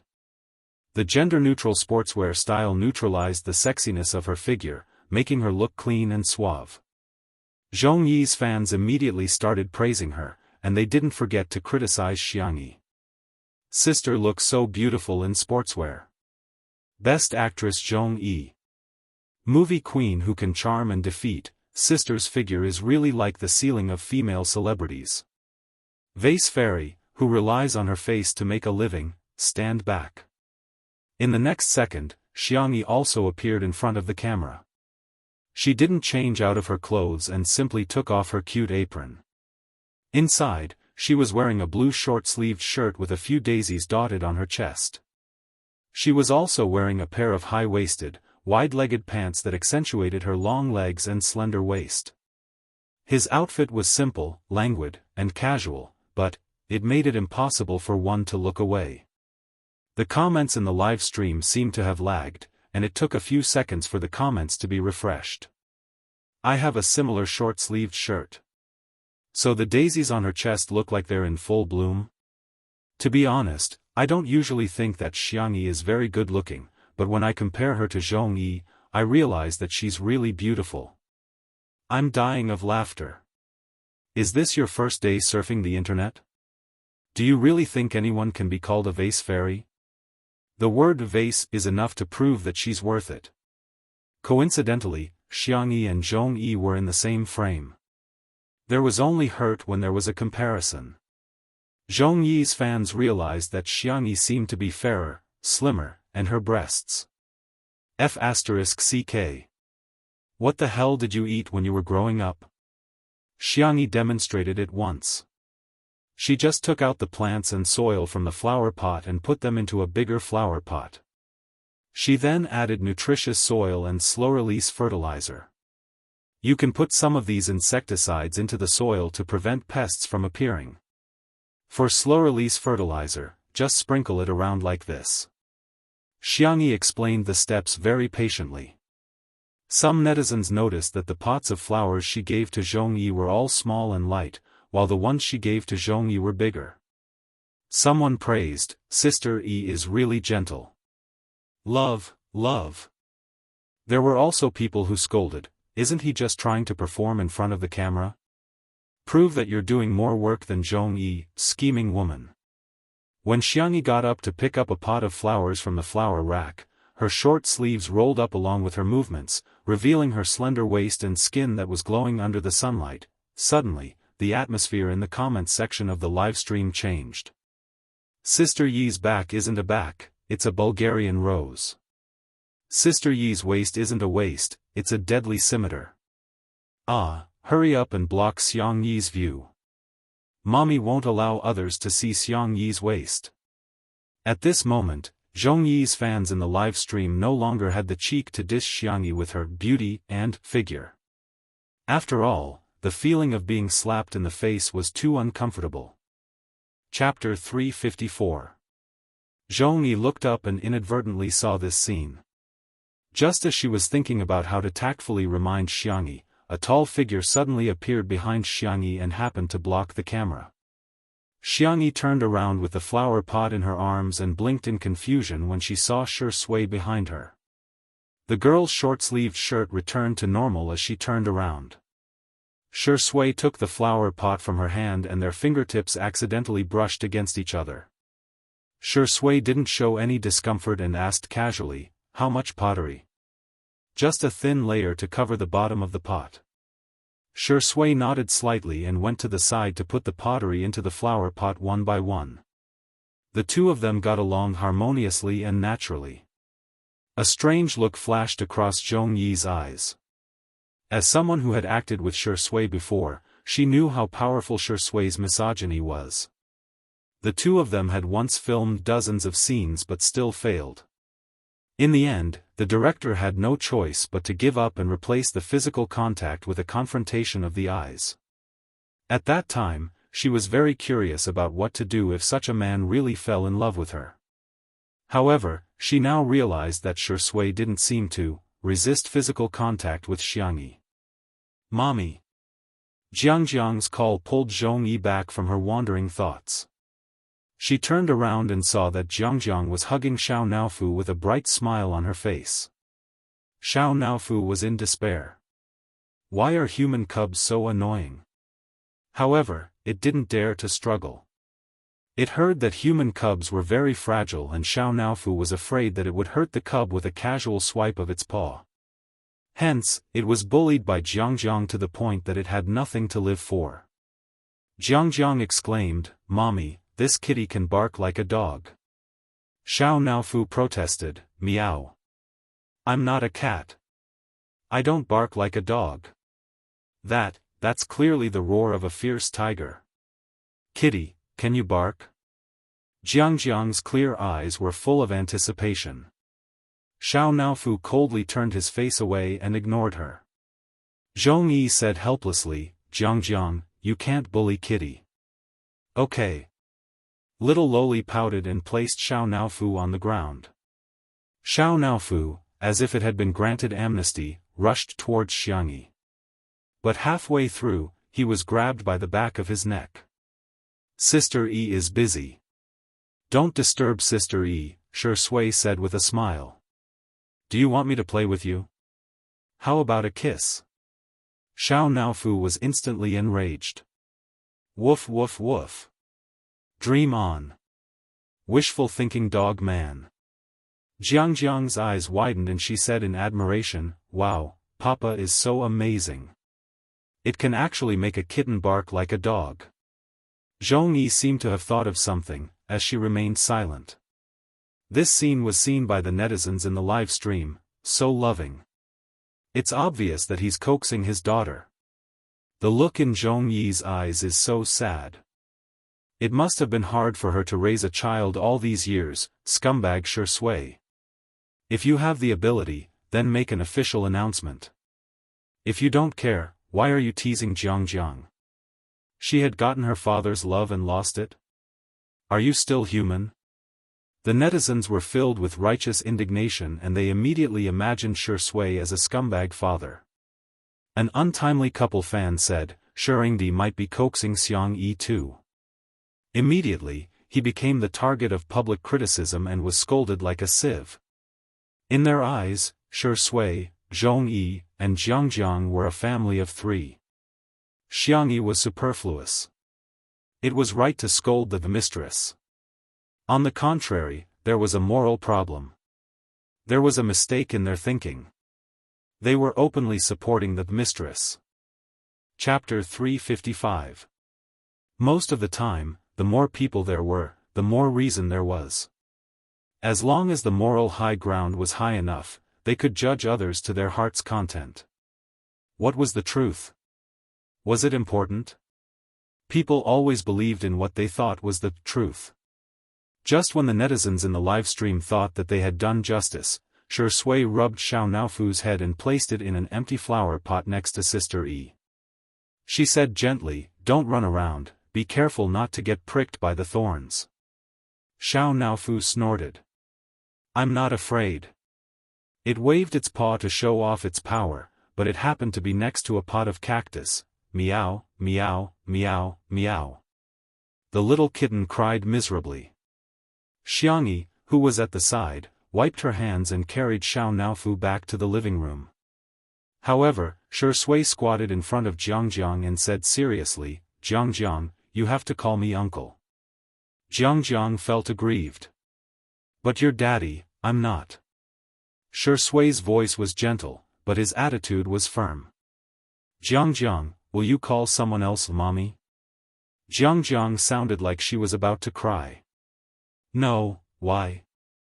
Because I believe you know that if you call someone else mommy, your mommy will be sad. So, if you call me daddy, your real daddy will be sad too. Shui tried his best to speak with logic that children could understand, but Jiang still burst into tears. I'm sorry, Senior Zhong, I hope you can have a good talk with Jiang. I don't want this misunderstanding to continue, okay? Shui looked at Zhongyi. Zhongyi's lips curled into a bitter smile. Indeed, he hasn't changed. Two contradictory words could appear on Shui at the same time. He was gentle yet cruel. He was really a gentleman most of the time and was polite to everyone. However, in some aspects, he refused to take a step back. She originally had some selfish motives. But now, it seemed that Shui would not tolerate it at all. Zhongyi closed her eyes and made up her mind. Jiang, this is Uncle Shui. He's not your father. Your daddy has gone to a faraway place. Jiang sobbed and asked, then, will I still be able to see daddy?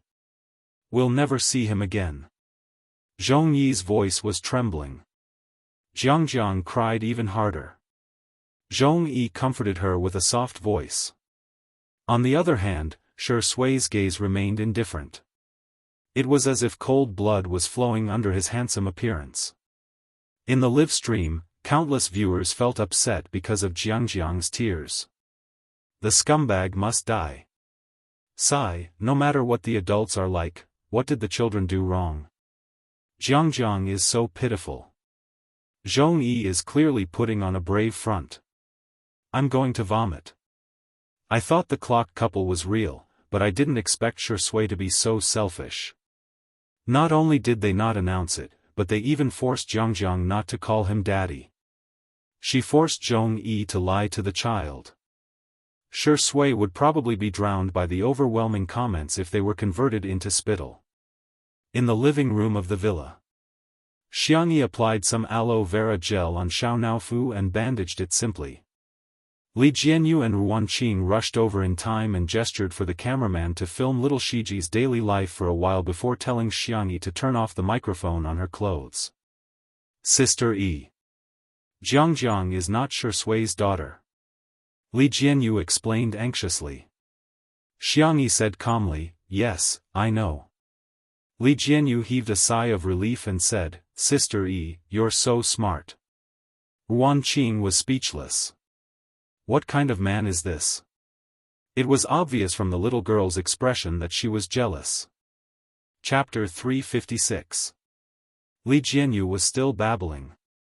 Sister E, don't worry, there's nothing going on between Mr. Shi and Zhong-yi. Xiangyi said, ah, is that so? Li Jianyu said, they just worked together in a movie. Because their scenes together were so spectacular, they have a bunch of fans who love them together. Xiangyi said, oh, I see. But most of the couples in the entertainment industry are fake. It's either a publicity stunt or just a figment of the imagination of the fans. Ruan Qing covered his mouth and asked with a smile, how's Xiao Naofu? It's alright, it's just a little pricked. Xiangyi placed it in the kitty villa, but Xiao Naofu refused to sleep and insisted on occupying little Shiji's kennel. It lay flat on the ground with its buttocks sticking out. Maybe, you can talk to Shui, Ruan Qing suggested. Xiangyi said calmly, you've misunderstood. There's nothing for the two of us to talk about. We just work together on a variety show. Most of the couples in the entertainment industry are fake. The two of us are no exception. Ruan Qing coughed, wanting to remind her that Shui was right behind her. However, Xiangyi was still calmly narrating. We're not a real couple. It doesn't matter to me whether he has a child or not. Me too. She paused, seemingly not trying to convince Ruan Qing but trying to hypnotize herself. I'm just a fan of his. The man at the door was tall and slender. He was standing against the light and his handsome face was hidden in the darkness, making it impossible to tell his emotions. Li Jianyu held his breath, not daring to make a sound. What kind of hell is this? Ruan Qing hesitated for a few seconds and asked tentatively, so, you don't like Shui at all? Li Jianyu's gaze was vivid as if to say, Sister Ruan, are you crazy? In the next second, Xiangyi said in a huff, I don't like her. The figure at the door paused stiffly for a few seconds. A moment later, the man left. Boom! Li Jianyu's heart was about to break. He hadn't even had the chance to witness the untimely beginning, but was he going to witness the untimely end? But, Ruan Qing asked again, you really don't like it? She smiled and said, Zhong-yi and Shui are together now, and they have a child together. The three of them seem to be a good family. Li Jianyu looked at Ruan Qing in disbelief. Sister Ruan, why are you fanning the flames? But he didn't expect something unexpected to happen. The room was silent. Xiangyi didn't answer the question. She just held the cat teaser and seriously teased the air. Li Jianyu was confused. Sister E, are you blind? Xiao Naofu is obviously in the kennel, why are you waving the cat stick at the cat kennel? The corners of Ruan Qing's lips curled up. There were some things that could be conveyed without words. She walked up and patted Xiangyi on the shoulder. I forgot to tell you something. Today's two mystery guests are related to you. Xiangyi, Before she finished speaking, a kind and warm voice came from the door. Good girl, Tutu, Grandma is here to see you. Xiangyi's eyes, which were originally gloomy, immediately lit up. Grandma. Madame Xiang entered the entrance and yelled, Old man, since you're already here, why are you standing at the door? Xiang Yin's stubborn voice came from outside the door. What do you know? I'm just enjoying the scenery. Madame Xiang covered her mouth and snickered. She whispered to Xiangyi softly, ignore him. He got up early in the morning and changed into more than 10 sets of clothes in order to attend your show today. I've never seen such a shameless old man. Chapter 357. Xiangyi imagined old Mr. Xiang changing into different sets of clothes, feeling both touched and teary-eyed. She turned her face away to hide the emotions in her eyes. Madame Xiang sensed that Xiang Yi was behaving strangely and raised her hand to touch her little head. Her movements were gentle and affectionate as ever. Did you encounter something that made you upset? Tell me about it. It's nothing. You can lie to others, but you can't lie to Grandma. Madame Xiang coaxed. If you have any grievances, feel free to tell me. Grandpa and Grandma are here to support my dear Tutu. Although Xiang Yin was pacing back and forth outside the door, he kept peeking into the living room from time to time. When he saw the door, he barked angrily, "Which blind fool bullied you?" Xiang Yi sniffed and said, "It's really nothing." She was not afraid of being wronged. She was afraid that her family would show her concern after she was wronged. Madame Xiang said in displeasure, "What are you yelling for? Are you trying to show off your loud voice? Don't scare my dear Tutu." Xiang Yin was speechless. He gritted his teeth and lowered his voice. Have you forgotten what I taught you when you were a child? If you encounter anything, you must tell your family as soon as possible. The Xiang family taught their children from a young age that their family would always be their strongest support. Hence, the children of the Xiang family were known for being united and the elders were also known for being protective. Xiang Yin once got into a fight with the parents of the naughty child who lifted Xiangyi's skirt in kindergarten. At that time, he said, "If you don't teach your child a lesson today, I'll teach you a lesson," which was regarded as a classic quote. I didn't forget. Xiangyi smiled, not wanting the two elders to worry about her. "Grandpa, Grandma, please take a seat first. I'll go pick some fruits for you." Xiang Yi went out with the bamboo basket. Li Jianyu was used to being carefree, so he went back to work. Ruanqing stayed in the living room for a while and briefly explained what happened just now. She didn't express any subjective emotions and simply stated that Jiang had misunderstood Shi Sui as her father before leaving too. Xiang Yin frowned and said, "This rascal, he's not worthy of my granddaughter at all." Madame Xiang took a sip of tea unhurriedly and said, "It's your granddaughter's fault for falling in love with him." "What did you say?" "Impossible. That's impossible." Madame Xiang rolled her eyes. "If Tutu doesn't like it, do you think it will affect her mood?" Xiang Yin fell silent. Xiangyi could be said to have been brought up by them, so they knew the little girl's character best. She was a calm and patient child. She would not be annoyed even if she read a boring medical book for an entire day. She would not cry even if her fingers were to bleed from playing musical instruments. As long as she set her mind on something, she would do it without any distractions. It seemed that nothing could affect her. But now, Shi Sui was one more person who could affect her. At the thought of this, Xiang Yin felt extremely vexed. Madame Xiang was meticulous. She thought about it more than he did. She straightened her collar and said, "I'm going to live stream now. Is the most important thing now? Let our Tutu realize her error and mend her ways. Don't let that wretched man steal her away."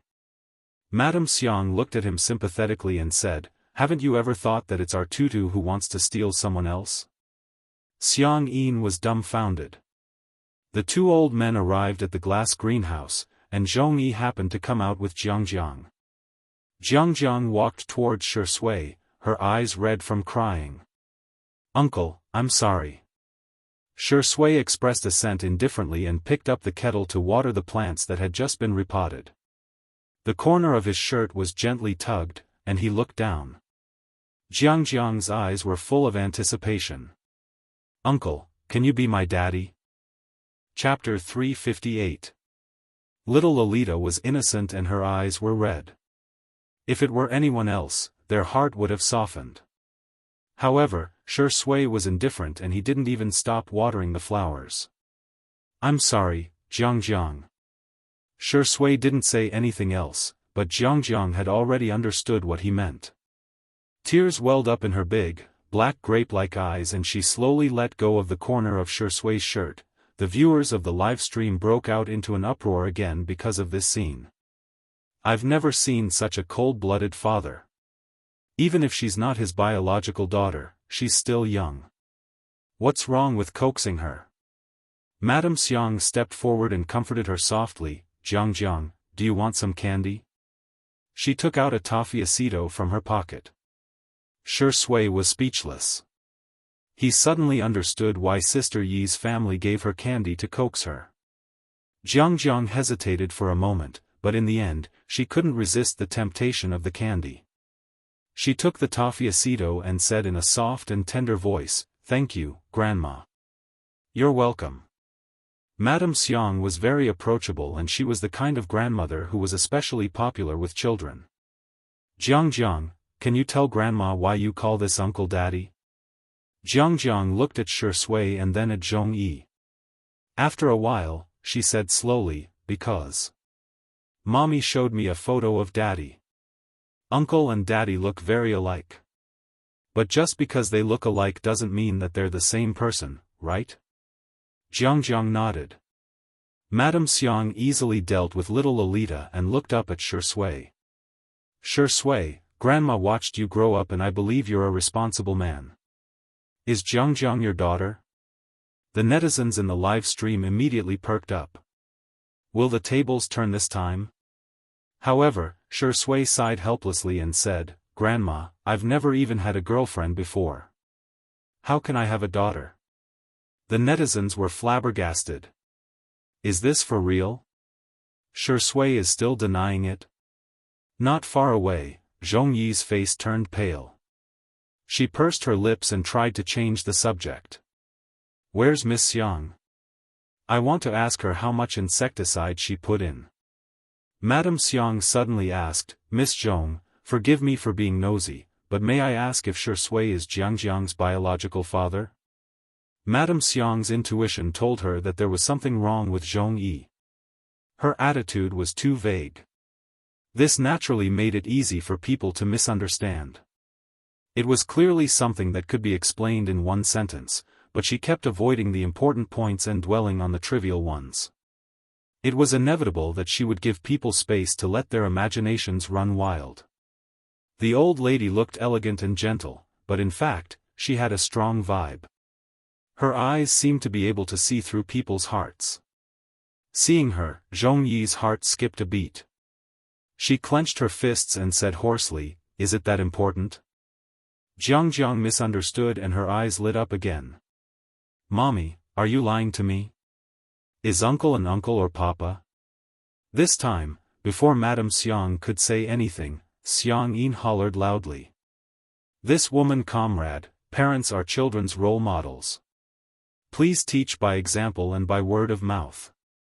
Teach your own children well. Zhongyi's emotions froze. The netizens in the live stream who were enjoying the show were dumbfounded. Did I hear wrongly? Xiang Yin called Zhongyi a woman, a woman. Someone immediately retorted passionately. Did he call her a woman? Does he know how to respect women? The old lady is being unreasonable and the old man is being overbearing. This family is so ill-mannered. The bad guys have really aged. For the sake of their granddaughter, they're hurting others so brazenly. Chapter 359. There were plenty of people who sympathized with Zhongyi and Jiang's encounter, but their sympathy turned into anger. They desperately needed an outlet to vent their anger. First, it was Shui, and now, it was Xiang Yin and Madame Xiang. Zhongyi was usually addressed as sister, so it took her a while to accept the title of comrade. Zhongyi's heart was filled with bitterness. Of course, she could guess that Xiang Yin and Madame Xiang were backing Xiangyi up. She really envied Xiangyi, who was doted on so much. Jiang, I'm sorry, I lied to you. Uncle Shui is not your father. Zhongyi finally came clean. Jiang's eyes were full of disappointment.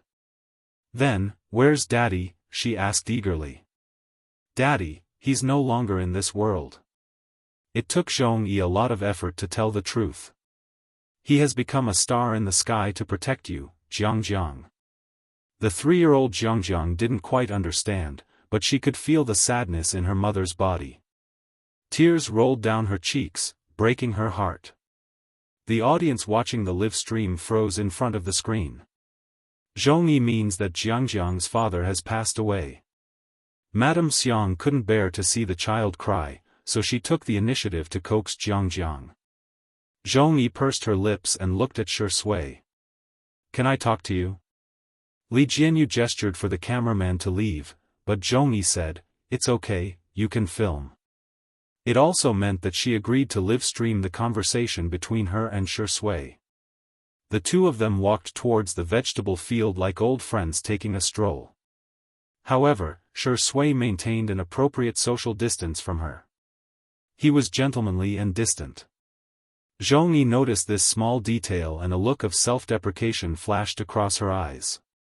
Indeed, Shui's misogyny is as bad as ever. I want to apologize to you, Shui, I'm sorry. It's because Jiang's father has already passed away before she was born. He was a doctor who unfortunately met with an accident when he was participating in an international volunteer event abroad. Zhongyi lowered her eyes. Her beautiful face was filled with pain. But I wanted to selfishly leave something for Jiang. So, when Jiang asked about her father, I showed her the stills of you in Untainted and lied to her that it was her father. Shui had slimmed down to look like a paper doll for the sake of the role of Dustless.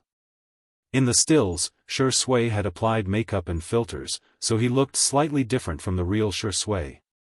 However, they were the same person after all. Hence, when Jiang saw him, she felt that Shui resembled her father.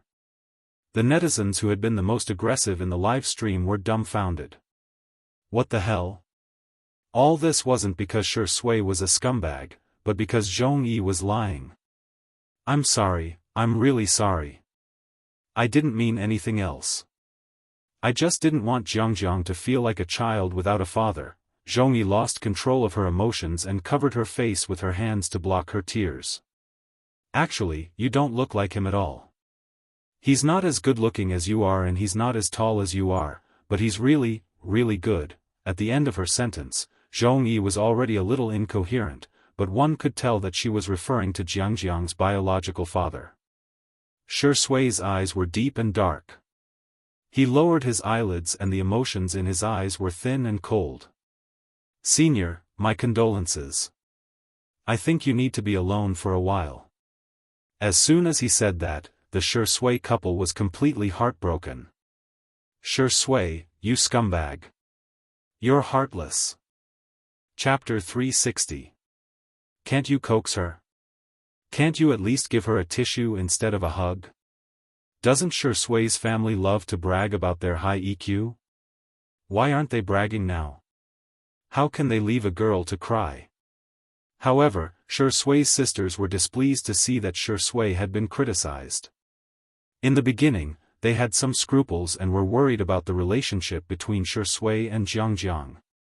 Now that they had clarified it, they no longer had any concerns. A couple is a couple, but they are two different people. Smile, smile, the two of them are just seniors and juniors. They can't even be considered friends. What's wrong with leaving Zhongyi alone? To those who are criticizing scumbags, I hope you all find a warm boyfriend who can coax other girls take away our Shui. A gentleman is not equal to a central air conditioner. Thank you. Although Zhongyi had fans, they were no match for Shui. In just a few minutes, the comments in the live stream returned to peace and tranquility. The reason was none other than that they couldn't win against Shui. In the face of absolute popularity and power, Shui would crush them as soon as she made a move. Shui didn't return to the glass greenhouse and instead went to the vegetable field. The fence had already been fenced and there was only one last step left, painting. Shui held a small brush and lowered his head to slowly brush the white paint. Soon, he heard the familiar sound of footsteps, and the corners of his lips curled up slightly. He had successfully waited for the rabbit to appear. He raised his head, his long and narrow peach blossom-shaped eyes curving upwards. When he smiled, he always looked affectionate and affectionate. Xianxia slowly returned from the orchard with a basket of fruits. The fence was the only way to get there. "Sister Yi, you've picked so many fruits," Shui greeted. Xianxia replied with a obviously colder than usual. The netizens were appalled.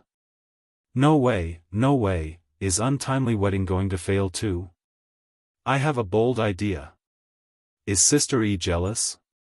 Xianxia looks so much like Ruo when she's sulking. She's just like her brothers when they pretend to be aloof.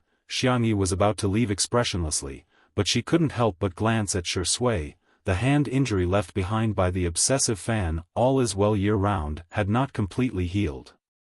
He could only use one hand to paint. Although he painted very evenly and meticulously, not only was the speed slow, but it also looked very laborious. Xianxia couldn't take another step. Shui asked gently, "Why don't you go back? It's too sunny here. Be careful not to get sunburned." Seriously, she was too worrisome. Xianxia slowly walked to Shui's side and said awkwardly, "I'll do it." "You go back." Shui said, "It's okay. I can do it." Xianxia said, "No, you can't." Shui couldn't help laughing. "How do you expect me to answer that?" Before Xianxia could answer, the netizens in the live stream had already started spamming, "Shui can't do it." Xianxia snatched the brush from Shui's hand and stuffed the fruit into his hands. She said fiercely, "Go eat the fruit. Leave this to me." Shui's eyes were full of smiles. "Sister Yi, I'm really not as useless as you think. You're so long-winded." Xianxia pulled a long face. "You're so noisy." Shui blinked and a moment later, he went to the staff member's side. When he returned, he had a floral parasol in his hand. Whoosh, his well-defined fingers opened the umbrella for Xianxia. His voice was gentle and affectionate. "You'll be bored if you're alone. I'll be quiet. Don't mind me, okay?" Chapter 361. The umbrella was so small that it couldn't fit two people at all. Shui covered most of the umbrella over Xianxia's head, allowing the sunlight to pour on her shoulders. "Xianxia. Up to you." She buried her head in painting, her movements quick and hurried, as if she was trying to hide the restlessness in her heart. Shui didn't say a word and just silently held the umbrella for her. The comments in the live stream had already exploded. Another day of tears for Sister Yi's beautiful love. "Ah, it's not that Shui isn't warm, it's just that you're not the warm one. Holding an umbrella is too sweet, mommy, I'm eating candy. I'm covering my mouth. Don't cry, Zhongchong couple. You guys can come and cheer for untimely couple. I guarantee sweetness, I guarantee authenticity. Shui has double standards. To Zhongyi, I think you need to be alone for a while. To Sister Yi, I'll be quiet. Don't despise your brother, okay?" The fans of the couple were kowtowing, but the marketing accounts wanted to cry but had no tears. The KPI was gone just like that. The more eye-catching the article was, the more embarrassing it was to be slapped in the face. Shui's daughter exposed? It's all a lie. Without the gimmick of Shui's daughter, just the words, Zhongyi's daughter, couldn't attract much traffic at all. For the sake of click-through rates, some people were so evil that they took an extreme route, and that was, slandering Zhongyi. All of a sudden, comments such as, Zhongyi is pregnant out of wedlock, Zhongyi's blood-sucking daughter, and, Zhongyi and her daughter are trying to ride on Shui's popularity, sprung up like bamboo shoots after a rain. Many netizens felt that they had been cheated by Zhong Yi, and for a while, there was a wave of criticism. She's giving birth to a child before marriage? Disgusting.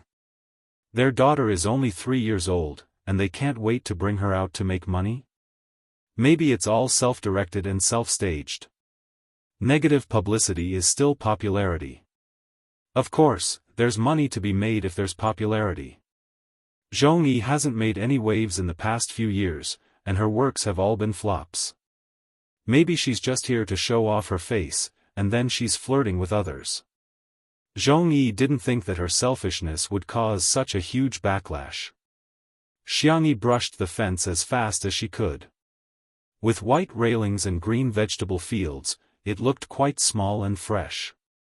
The girl picked a few green and red chili peppers. She turned around and looked at Shui, who was still holding the umbrella, and said awkwardly, "Let's go back." Shui went to return the umbrella. Xiangyi was about to pick up the fruit basket on the ground, but Shui picked it up before her. She chuckled and said, "My brother can still carry it." Xiangyi thought about it. Since it wasn't very heavy, she didn't argue with him. After all, Shui was a fragile and sensitive man. Shui? It wouldn't be good to hurt his pride. The two of them walked side by side on the way back. Xiangyi stood on his left side and found that the exposed fair skin of his collarbone had turned red from the sun's rays. She felt really strange. She didn't know why she was angry at Shui, and she didn't know why she felt sorry for him. She was conflicted and confused. Shui noticed the confused expression on the girl's face and said in a low voice, "Sister Yi?" Xiangyi suddenly stopped in her tracks. As if she was suddenly enlightened, she suddenly looked at Shui, only to meet his abyss-like dark eyes. Xiangyi thought of a possibility. She, maybe, probably, seemed to, she wasn't a fan of Shui's mother, but a fan of Shui's girlfriend. She had fallen in love with Shui. Chapter 362. Whoosh. It was as if the thousands upon thousands of mountains shrouded in dense fog had dispersed, and something had become clear and profound. Xiangyi was shocked. She actually liked Shui. What if Shui finds out? The filming of Two Under One Roof would take about 2 months and there was still about half of the time left. If Shui found out about her thoughts, then, wouldn't it be very awkward for her to get along with Shui for the next month? "Sister Yi? Are you okay?" The man's low magnetic voice sounded in her ear. Xiangyi pretended to be calm and asked, "Ahem, what do Senior Zhong and Jiangjiang like to eat?" In a split second, Xiangyi had already thought of a countermeasure. Act as him. In a certain world that she had transmigrated to, she had also played many supporting roles in order to help the protagonist win the Best Actress award. She felt that she wasn't particularly bad. So, Shui shouldn't be able to find out. Little did she know that Shui had noticed her abnormality almost immediately. He was more sensitive to people's emotions than ordinary people. The man raised his long eyebrows and said, "I'm not sure."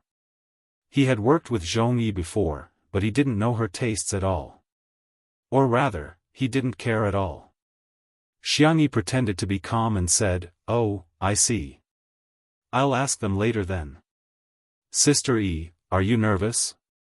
Almost as soon as Shui finished speaking, Xiangyi exclaimed like a cat with its hair standing on end, "No." "Then you." Shui sized her up with a half-smile and his eyes gradually widened. "Why are you walking with your hands and feet in the same direction?" Xiangyi was speechless. She said stubbornly, "Maybe you saw wrongly." However, this scene was honestly recorded by the camera. The fans expressed that they found it adorable. Why is Sister Yi in a daze? She looks so cute when she walks with her hands and feet in the same direction. Xiang Yi really looked like a little rabbit when she was frightened just now, the white and soft kind. F***ck, I'm going to become a fan of the couple. Yi is so cute, no man is worthy of her. Ahem, me too. I just want to see a beautiful missy surrounded by a bunch of puppies. Xianxia used the fruits she picked, yogurt, and nuts to make a fruit scoop. After busying himself for half a day, he finally got such a cold and sweet bite. It was simply too satisfying. Xianxia did not add any ice cubes for Jiang's portion. Little Lolita took a bite and her little butt fluttered in happiness. Good, good, what are you supposed to say when someone gives you food? Jiang blinked and asked in a soft and tender voice, is there more? Zhongyi was confused. The adults in the room were all amused by the children's words. Zhongyi rubbed her forehead helplessly. At this moment, Li Jianyu took the microphone and began to advertise. Good news, Sister E and Shui's double-cover magazine is about to be released. 90 yuan, you won't be at a disadvantage if you buy it. Please buy it on the official Weibo account of my style. Also, please pay me the advertising fee. Li Jianyu hereby kneels down and thanks the sponsor. The netizens watching the live stream were appalled. Son, you're so good at advertising. Ha ha ha ha. It's finally going to be released. Buy. I must buy it. The photo of Shui holding onto Sister Yi's leg and refusing to kiss her, I bet that photo must be the cover. Damn it. Everyone, go to Weibo. My style is up to something. They've actually separated the male and female versions into AB and AB versions. The two covers are different. Chapter 363. Everyone flocked to Weibo, only to discover that 2 minutes ago, the official account of My Style had updated its status. My Style V, hashtag Shui and Xianxia June cover hashtag I've waited for thousands of years just to meet you at this moment. Mass is not proportional to volume. She attracts me with a mass that far exceeds that of the earth. I want to fall into hell with her. However, at the end of the endless abyss, I see a star. Shui v Xianxia v. The men's edition A is trapped, the women's edition B is sinking, and the physical edition is shackled by morning star. There were also 3 pre-sale links at the end of the Weibo post, 2 for electronic issues and 1 for physical issues, which would go on sale at 12:00 sharp. MS Magazine usually sold 1 electronic issue and 1 physical issue, but this was the first time there were separate editions for men and women. Many netizens immediately began cursing. Are they crazy about money? I'm going to vomit. What kind of unscrupulous magazine company is this? They brag about the fan economy every day. Do they really take their fans for fools? We're not leaks. However, someone sensed something unusual. Are the 3 versions of the photo the same?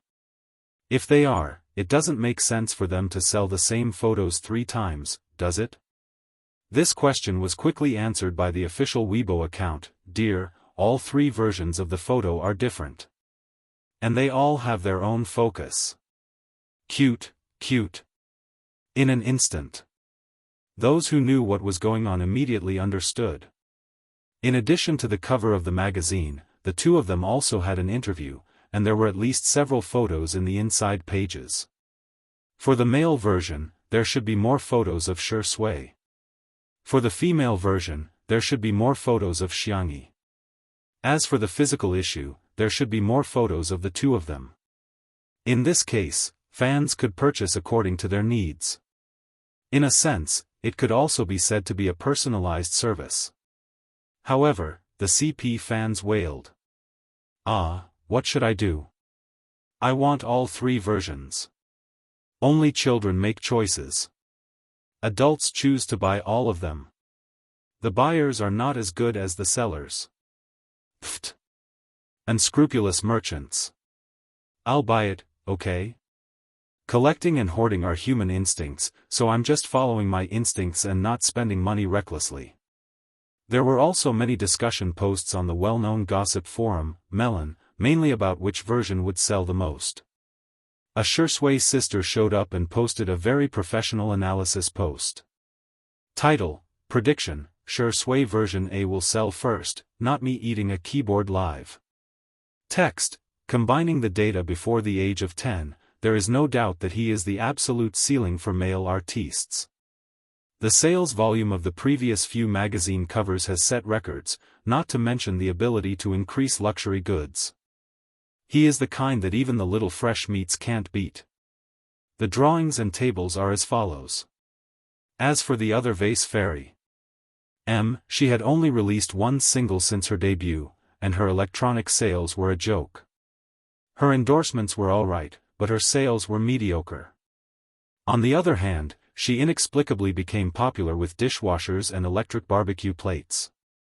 She could be considered to have some ability to sell goods. However, a C-lister was a C-lister. How could the light of a firefly compete with the brilliance of the bright moon?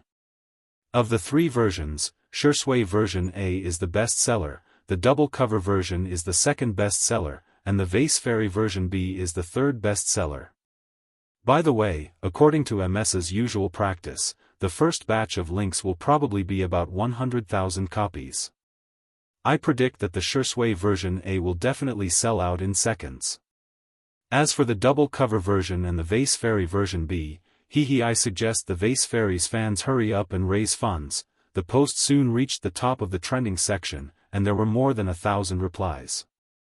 At this moment, it was 12 o'clock. Chapter 364. In the entertainment industry, the sales volume of a magazine was, in a sense, equivalent to the commercial value of a celebrity. The so-called instant sales meant that the sales volume was within a minute or a few minutes. The higher the sales volume, the greater the purchasing power of the fans, and the greater the celebrity's ability to sell goods. Sure Shui's fans rubbed their hands in glee and clicked on the purchase button as soon as the electronic magazine was put on the shelves.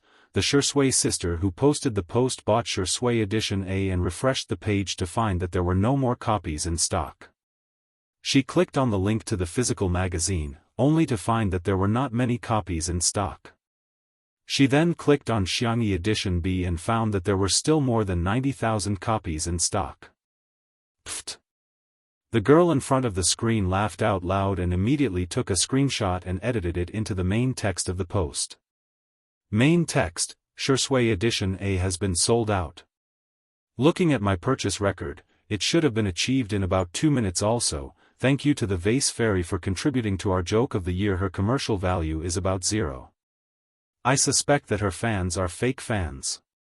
However, she was confused by the netizens' replies. Ha ha ha, as long as you're happy.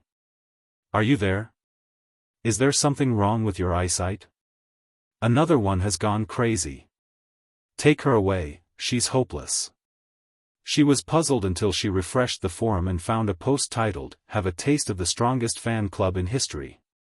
Rewind time to a few minutes ago.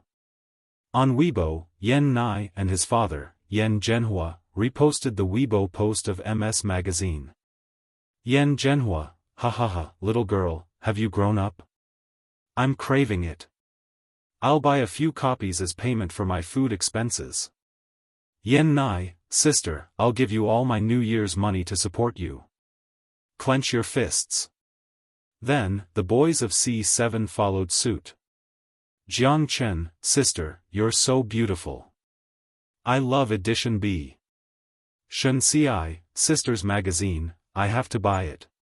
Soon, Yin Jiangxue and her husband also reposted the post. Yin Jiangxue, wow, our little cutie looks so good in this photo. I'm going to buy it for my collection. Shengguang, my wife is right. Then, it was Xiangyi's family group. Little Uncle Xiang Feng yelled in the family group chat and forwarded the post. Badeo President V, little Xiangyi, I'll cover your cover today. In the training room. Xiang Yu logged onto Weibo in the midst of his busy schedule. Logic Smog V, is there a PS expert? Later, please help me Photoshop a single photo of my sister. The price is negotiable. Abroad. Xiang Qi set an alarm and got up in the middle of the night. Hades V, my sister is the cutest in the world. I won't accept any rebuttal. At the Research Institute. Xiangli was in the middle of writing the latest research report when he suddenly stopped and said gently, "Sorry, give me a minute. I have to support my sister." "Help? What was that?" Under the confused gazes of a group of scientists from various fields, Xiangli calmly took out his phone and reposted the Weibo post. Xiangli V, cheering for little sister. "Come on, little sister." At the law firm. Xianxia sorted out the documents for the court session in the afternoon and looked at the two young girls opposite him. "Miss Chiao, Miss Su, I have something important to do before lunch." Guardian and her good friend were nervous and at a loss. They thought he was going to do something big, but the next second, he clicked on the Weibo icon and reposted the post seriously. His expression was cold and his words were concise. "Tutu brother V, buy it." Guardian and Guardian? This is the big thing you were talking about? Chapter 365. These Weibo posts were screenshotted and posted. It was the post, "Let's see what it means to be the strongest support group in history." The netizens were stunned to see the famous directors of the entertainment industry, top celebrities, young hunks, respected veteran actors, gaming gurus, famous designers, medical doctors, and top lawyers supporting Xiangli. What the F***ck? What kind of luxurious lineup is this? This is probably Mary Sue's favorite heroine in novels. I just saw that the official Weibo accounts of the Chinese Folk Music Association and the Traditional Chinese Medicine Association have also reposted it. There was no need to mention how envious the other fans were. This kind of support was really not something that everyone could get. Shui's sister, who had posted just now, gritted her teeth in front of the screen. She was a fan of Shui, but she was also an anti-fan of Xiangli.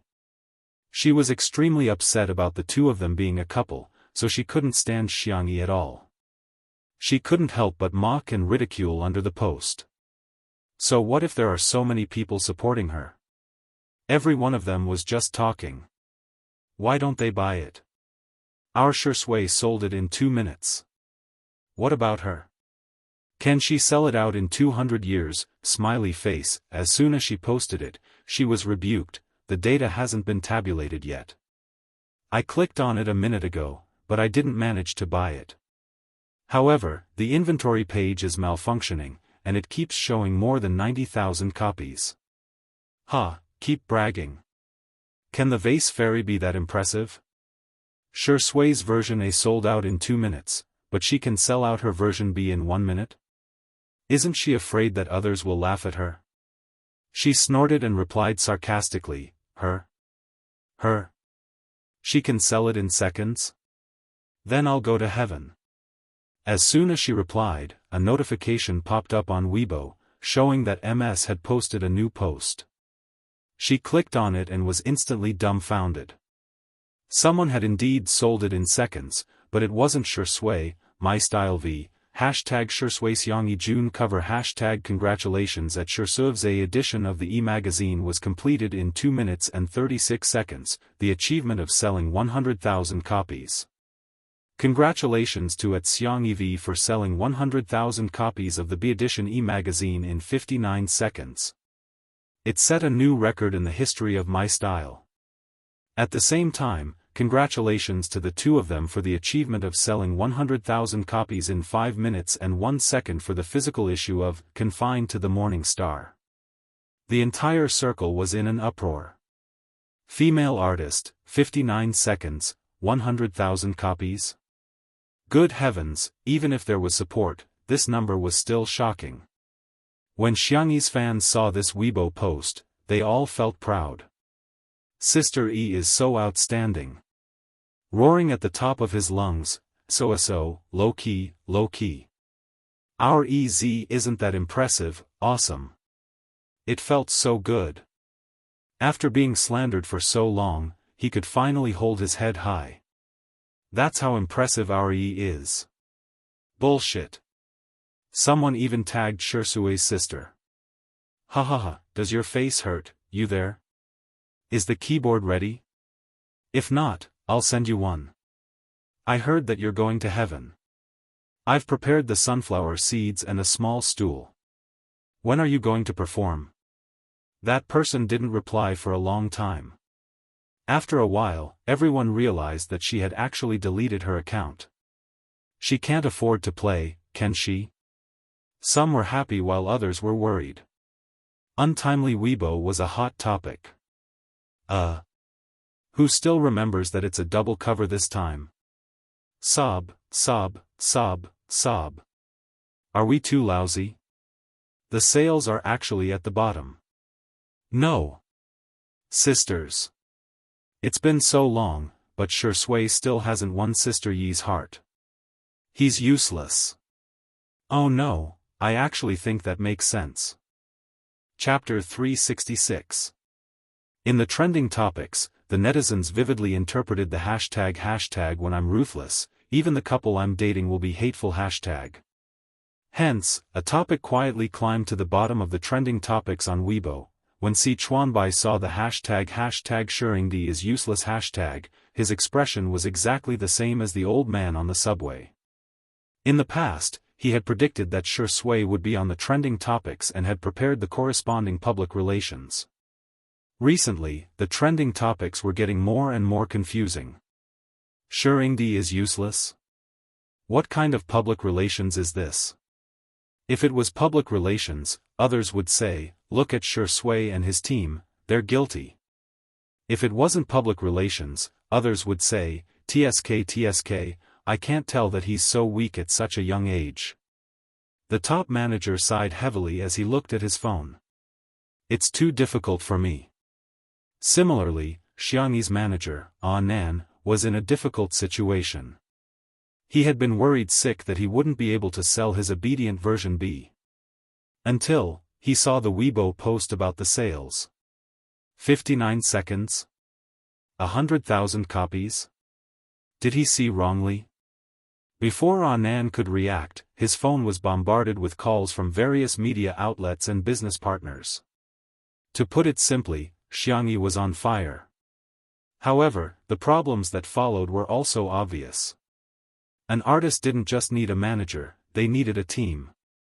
Now, although Xiangyi had become the boss of Tomato Entertainment in name, she didn't have a team. With so many things piling up, Nan felt powerless. It was too difficult. I don't deserve it. He even had a feeling of wanting to shrink back. Should I resign? Just as this thought flashed through his mind, his phone rang. When he saw the caller ID, he rubbed his eyes hard before answering the call. Mr. C? Are you looking for me? Si Chuanbai's serious and deep voice came through the receiver. From today onwards, my team and I will be in charge of handling Miss Xiangyi's management business. Really? That's great. In that case, Xiangyi would have the most professional management team. However, his happiness only lasted for 3 seconds before Nan realized something. He drooped his head and asked dejectedly, so am I going to lose my job? Si Chuanbai. You're thinking too much. Nan sobbed. You don't have to comfort me. I understand. I'll pack my luggage now and go to Little Rabbit Farm to raise piglets. I heard that they use science to raise pigs and turn knowledge into reality. In any case, I went to university before. Woo-woo, I should be able to apply, right? Si Chuanbai rubbed his eyebrows. Why was Little Rainbow? What do you mean by raising piglets? I think you want to eat piglets. Sorry, I didn't express myself clearly. My team and I will assist you. Knowing that he would not face the crisis of unemployment, Nan was rejuvenated. He suddenly thought, then, what about Shui? Si Chuanbai said coldly, let him fend for himself. I am now part of Miss Xiangyi's family. In the kitchen Xiangyi and Shui were busy. Li Jianyu announced Shui's sales volume first. Shui bowed to the camera and said, thank you for your support, everyone. Was made comments, first bow.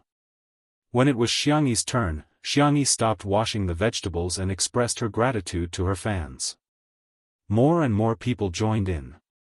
Second bow. Coincidentally, when Xiangyi turned around, she bumped into Shi Sui. He frowned and looked down at her. One person's idiocy is called idiocy, while a group's idiocy is called happiness. Husband and wife bow to each other. Ceremony complete. Chapter 367.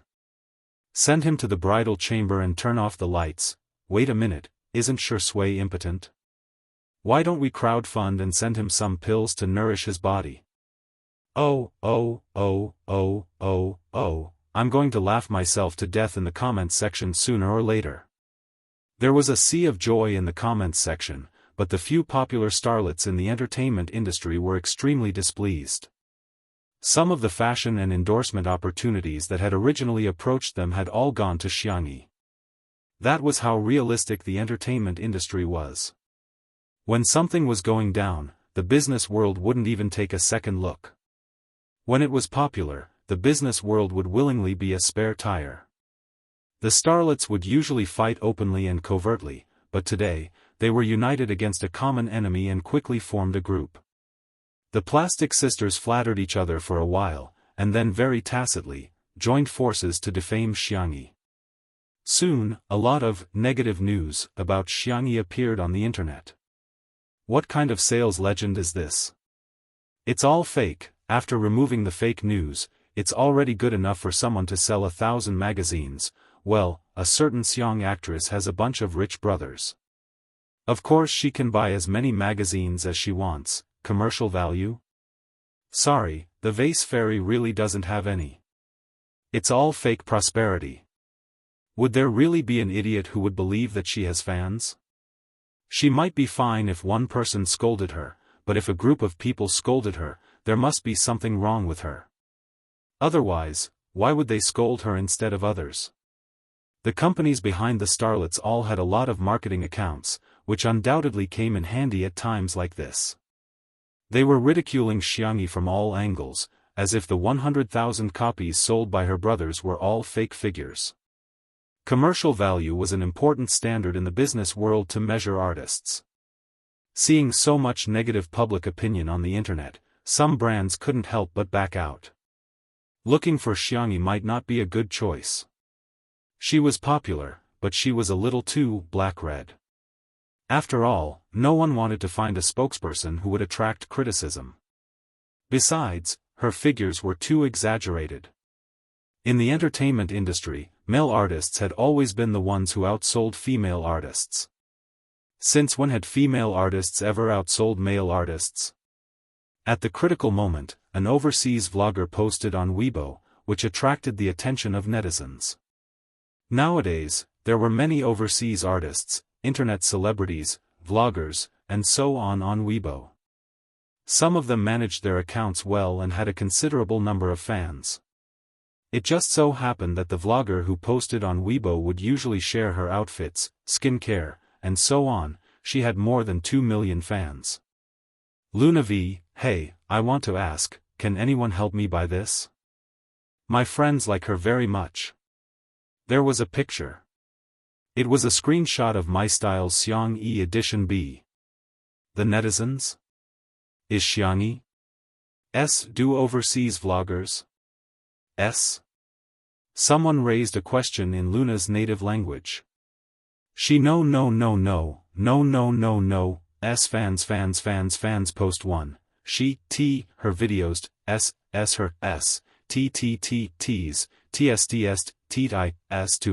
not only is she the ideal type for men, but she is also the ideal type for women.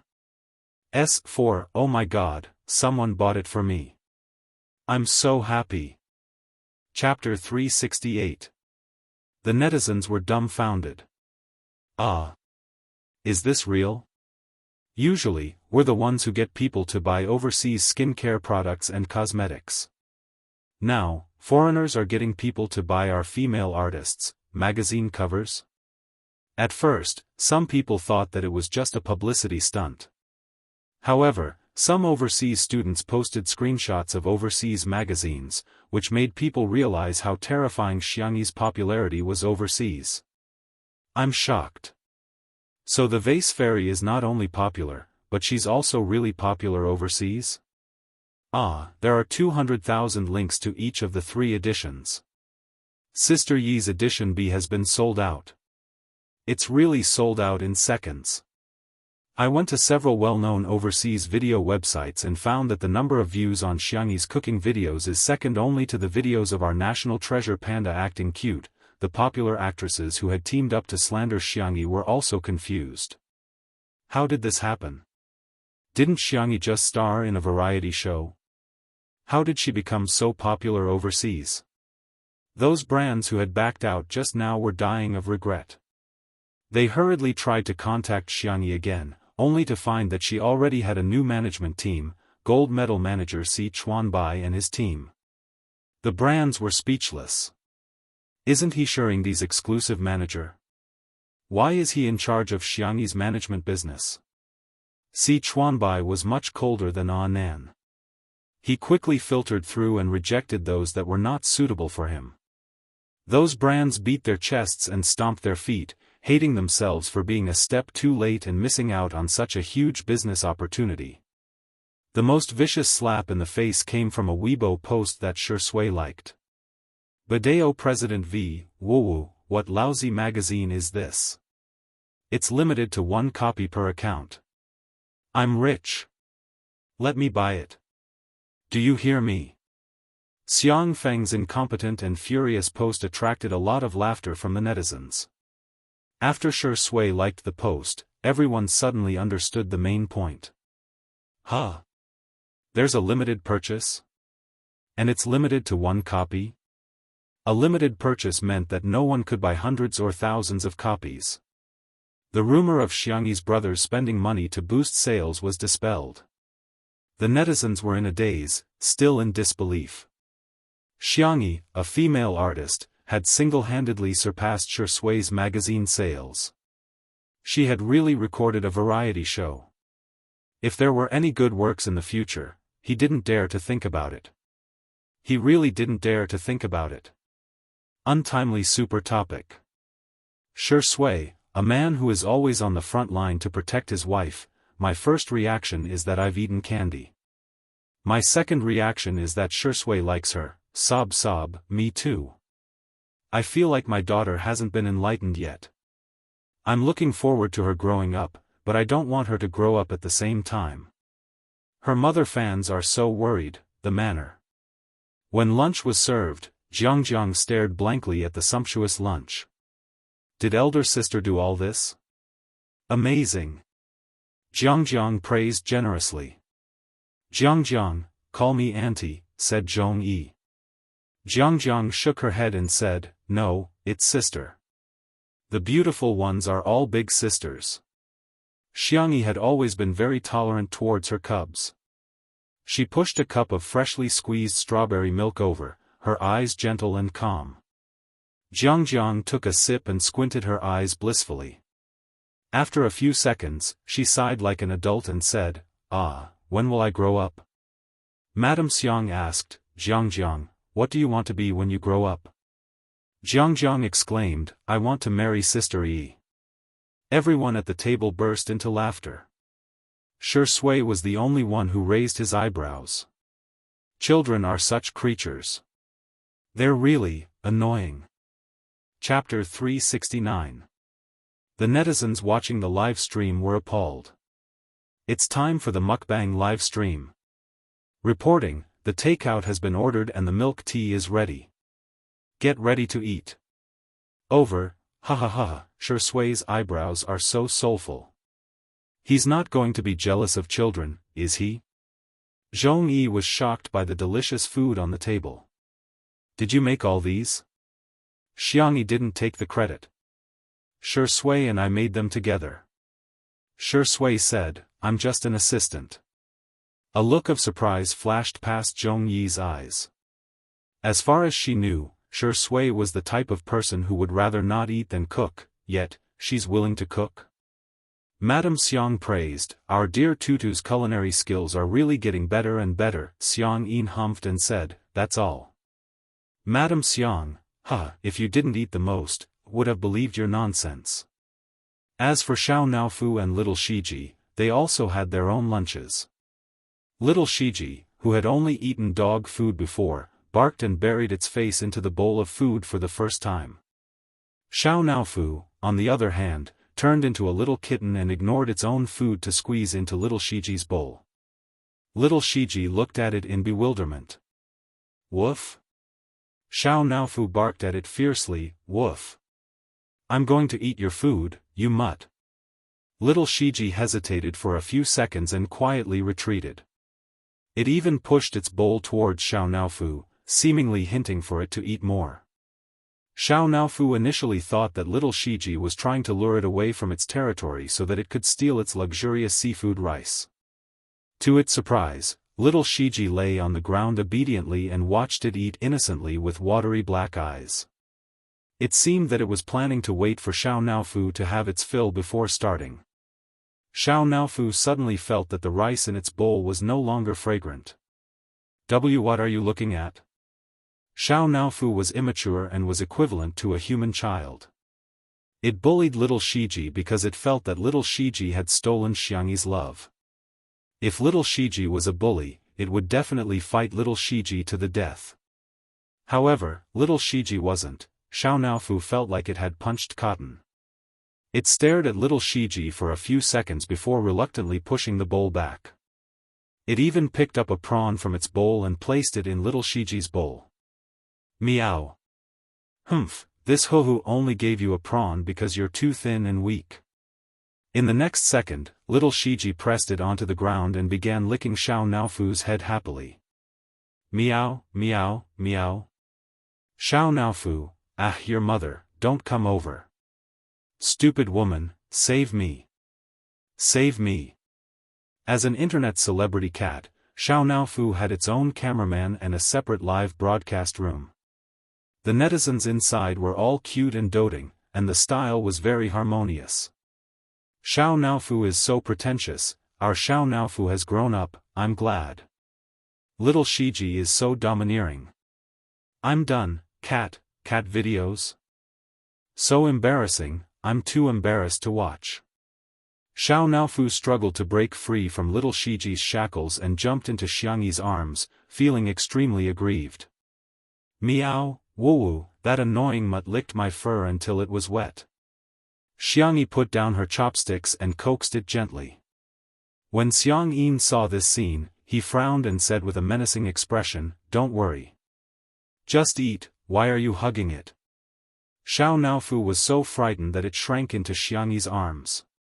Some netizens commented, I feel like old Mr. Xiang doesn't hate cats but Xiangyi." Chapter 370. This comment gained the approval of many people. Yeah, cats are so adorable. Would anyone hate cats? To be honest, old Mr. Xiang has 4 grandsons, why would he fancy one granddaughter? In ancient times, Xiangyi wouldn't even be listed in the genealogy. Did you guys just realize? I could tell long ago that Xiang Yi's grandfather has been pulling a long face towards the vase fairy. He obviously doesn't like her. As soon as those comments were posted, they were rebutted by Xiang Yi's fans. TSK, you guys found out again. What's wrong with the person who mentioned the genealogy? Times have changed, you've forgotten about it early in the morning. It's just a sentence, yet you're imagining so much. Some people really have nothing better to do. It's not like it's written all over your face. There was a strong smell of gunpowder in the comments.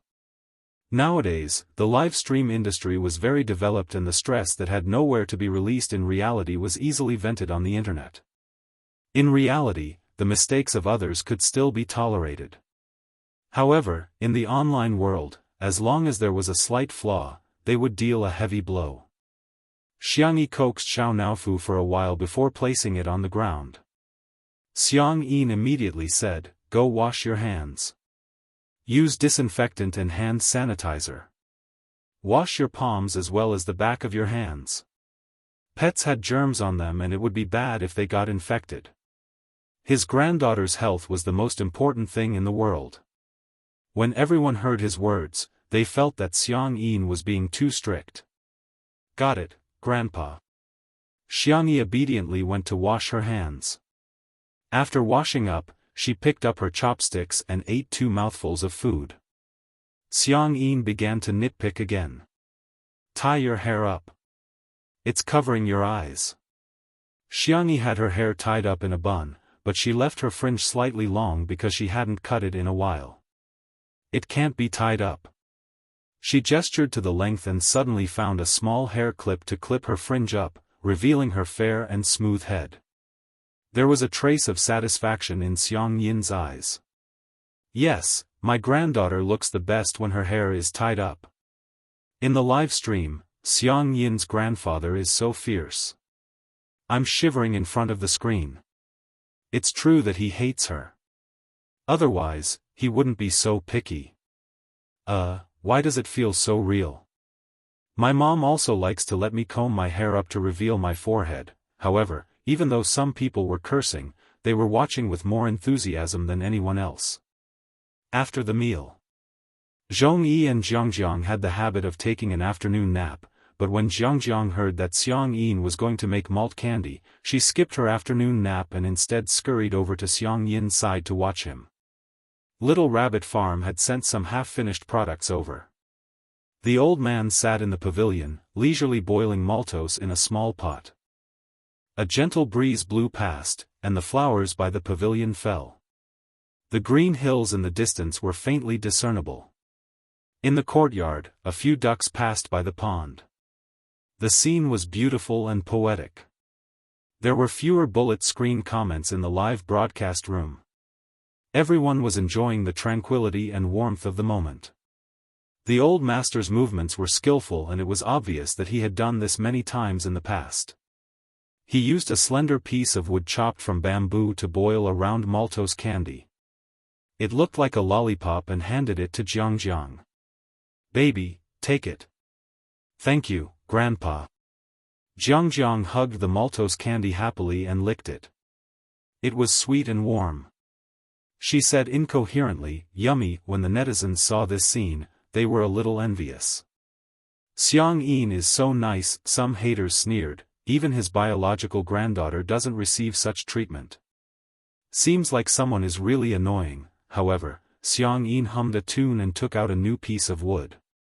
He spun it, and the maltose candy in his hand grew larger and larger. The netizens began to feel that something was amiss. Chapter 371. The bright, light yellow maltose candy was emitting steam. Gradually, the candy ball in Xiang Yin's hand became several times larger than the one he gave to Jiangjiang just now. Xiang Yin picked it up and looked at it, but he still felt that it wasn't enough. Hence, he put it in the pot and spun it a few more times. This is for Jiangjiang, right? Jiangjiang is so cute, it's normal for her to be popular with elders. As soon as the pop-up comments appeared, Xiang Yin held the maltose candy and yelled, "Old woman! Have some candy." Madame Xiang and Xiangyi were drinking flower tea in front of the French window. Hearing his words, they smirked and said, "This old man's voice is too loud." The netizens were dumbfounded. They were caught off guard by their public display of affection. Madame Xiang tucked her hair behind her ears and walked towards Xiang Yin. After tasting it, she said, "It tastes alright, but it's old and sticky." Xiang Yin pretended to be angry and barked, "Nonsense. You're not old at all." Jiangjiang chimed in, "Yes. Grandma is not old at all." All women like to hear such things, and Madame Xiang was no exception. She was all smiles. After eating half of it, she got sick of it and stuffed it into Xiang Yin's hands. Xiang Yin had been with her for many years and they could read each other's minds. Hence, he calmly ate the rest. The pop-up comments in the live stream changed abruptly. "Oh my God, Grandpa and Grandma are so sweet. You can only be the king of dogs if you eat the best of the best. Damn it, I'm so jealous. Everyone was moved by the sweetness of Xiang Yin's and Grandma's love, and some even commented that Xiangyi was too miserable. At first glance, that was indeed the case. Jiangjiang and Xiang Yin both had candy, but she was still drinking flower tea all by herself. Without comparison, there would be no harm. Her fans felt a little sorry for her, but the haters were unscrupulous as they mocked her. Some people are just born to be detestable. I can't help it. If I were Xiang Yin, I wouldn't like her either. She's too pretentious. Up to now, the vase fairy has a perfect persona in Two Under One Roof. It would be strange if she wasn't acting. Just as the haters were criticizing Xiangyi, someone discovered that Xiang Yin was still silently brewing maltose candy. This time, the candy balls were even bigger. Not only was it big, but he also continuously molded it into shape. Not long after, a round, bunny-shaped maltose candy appeared in his palm. The old man looked at it and felt that it was not enough, so he continued to carve it carefully with a bamboo stick. After a long while, the old man was finally satisfied. The camera gave a close-up. It was a lifelike little rabbit, cute and delicate. Rabbit, rabbit? It can't be that coincidental. The next moment, the old man's loud and clear voice resounded in the courtyard. Good, rabbit, rabbit. The netizens were speechless. Earphone fans were almost deafened. Grandpa, your voice almost sent me away, did I hear that right? The old master called her little bunny? Under everyone's incredulous eyes, Xiangyi walked briskly into the pavilion. Grandpa, Xiang Yi said softly, is this for me? The old man had a sullen expression on his face, as if he wasn't the one who had called her, good tutu, just now. He handed the tutu maltose candy to Xiangyi and said coldly, eat this. Xiangyi grinned widely, revealing her dimples. Grandpa, you're so nice, you're the best grandpa in the world, sweet words. The old man sneered in disdain, but the corners of his mouth curled up uncontrollably. Is it enough? If it's not enough, there's more. I'll make you a supersized one. The netizens thought, you call this annoying? He's obviously doting on her. Chapter 372. Xiang Yi's voice was gentle as she sat on the stool next to Jiangjiang and ate her candy obediently. It's enough. The two of them were eating candy at the same frequency and were so adorable that his heart was about to melt. The smile on Xiang Yin's face deepened. Madame Xiang teased, hey, didn't someone say that he hasn't forgiven Tutu yet? Xiang Yin's expression changed immediately and he stopped smiling. He said coldly and sternly, humph. Don't think that I've forgiven her. Now, I've forgiven her at most 2%. Madame Xiang said, last time, it was 1% and this time, it's only 2%. Is a meal worth 1%? Then wouldn't my dear Tutu have to cook 98 meals for you? Old man, you're just trying to cheat her out of her food. The netizens in the live stream were amused by old Mrs. Xiang's words. Ha ha ha, old Mrs. Xiang is so sarcastic, why did you say that you've forgiven her? What did Xiangyi do? I suddenly feel that Xiang Yin is the arrogant one. Compared to Sister Yi's brothers, he's so weak, in the apartment. Qin Wanyan, who had recently suspended her work, was watching Two Under One Roof as if she had been possessed. As long as Xiangyi appeared on screen, she would crazily post negative comments, bicker, nitpick, and make sarcastic remarks. Why is Xiangyi doing so well and becoming more and more popular? Didn't I end up having to suspend my work and suffer a drop in popularity because of a slip of my hand? Hearing Xiang Yin mention the word forgiven, she sneered and opened the private chat box of a certain marketing account, in the court in Nanchang. Today's court hearing was being live-streamed on the court hearing website. Xiao Wan, who was also known as Guardian of the Best Xiang Yi in the World, on Weibo, was seated in the gallery, so nervous that her palms were sweating. The judge announced that the court was in session and the live stream began. In an instant, many people swarmed into the live stream. When they saw Sangchen, who was sitting at the plaintiff's defense lawyer's seat, the comments section suddenly became lively. "Ah, Xiang Yin's suit is so classy. This is Lawyer Xiang's first court appearance in years, right? It's my first time watching a live trial. I'm a little nervous for some reason." The case was quickly sorted out. Qiao Wan's good friend, Xiao Su, got first place in the written interview when she applied for a job. However, the company hired a boy who ranked lower than her because this position was more suitable for boys. The lawyer hired by the defendant's company was also very good. The first thing he did was to change the concept of the case. His style of defense was very eloquent and infectious. He avoided the important points and dwelled on the trivial. He did not mention the gender issue at all. In conclusion, the defendant refused to admit the plaintiff not because of the plaintiff's gender, but because the plaintiff's overall ability was insufficient. Xiao Su's face was pale. The failure of the interview was a huge blow to her. Now that she was going to suffer a second blow, she felt a little uncomfortable physically and mentally.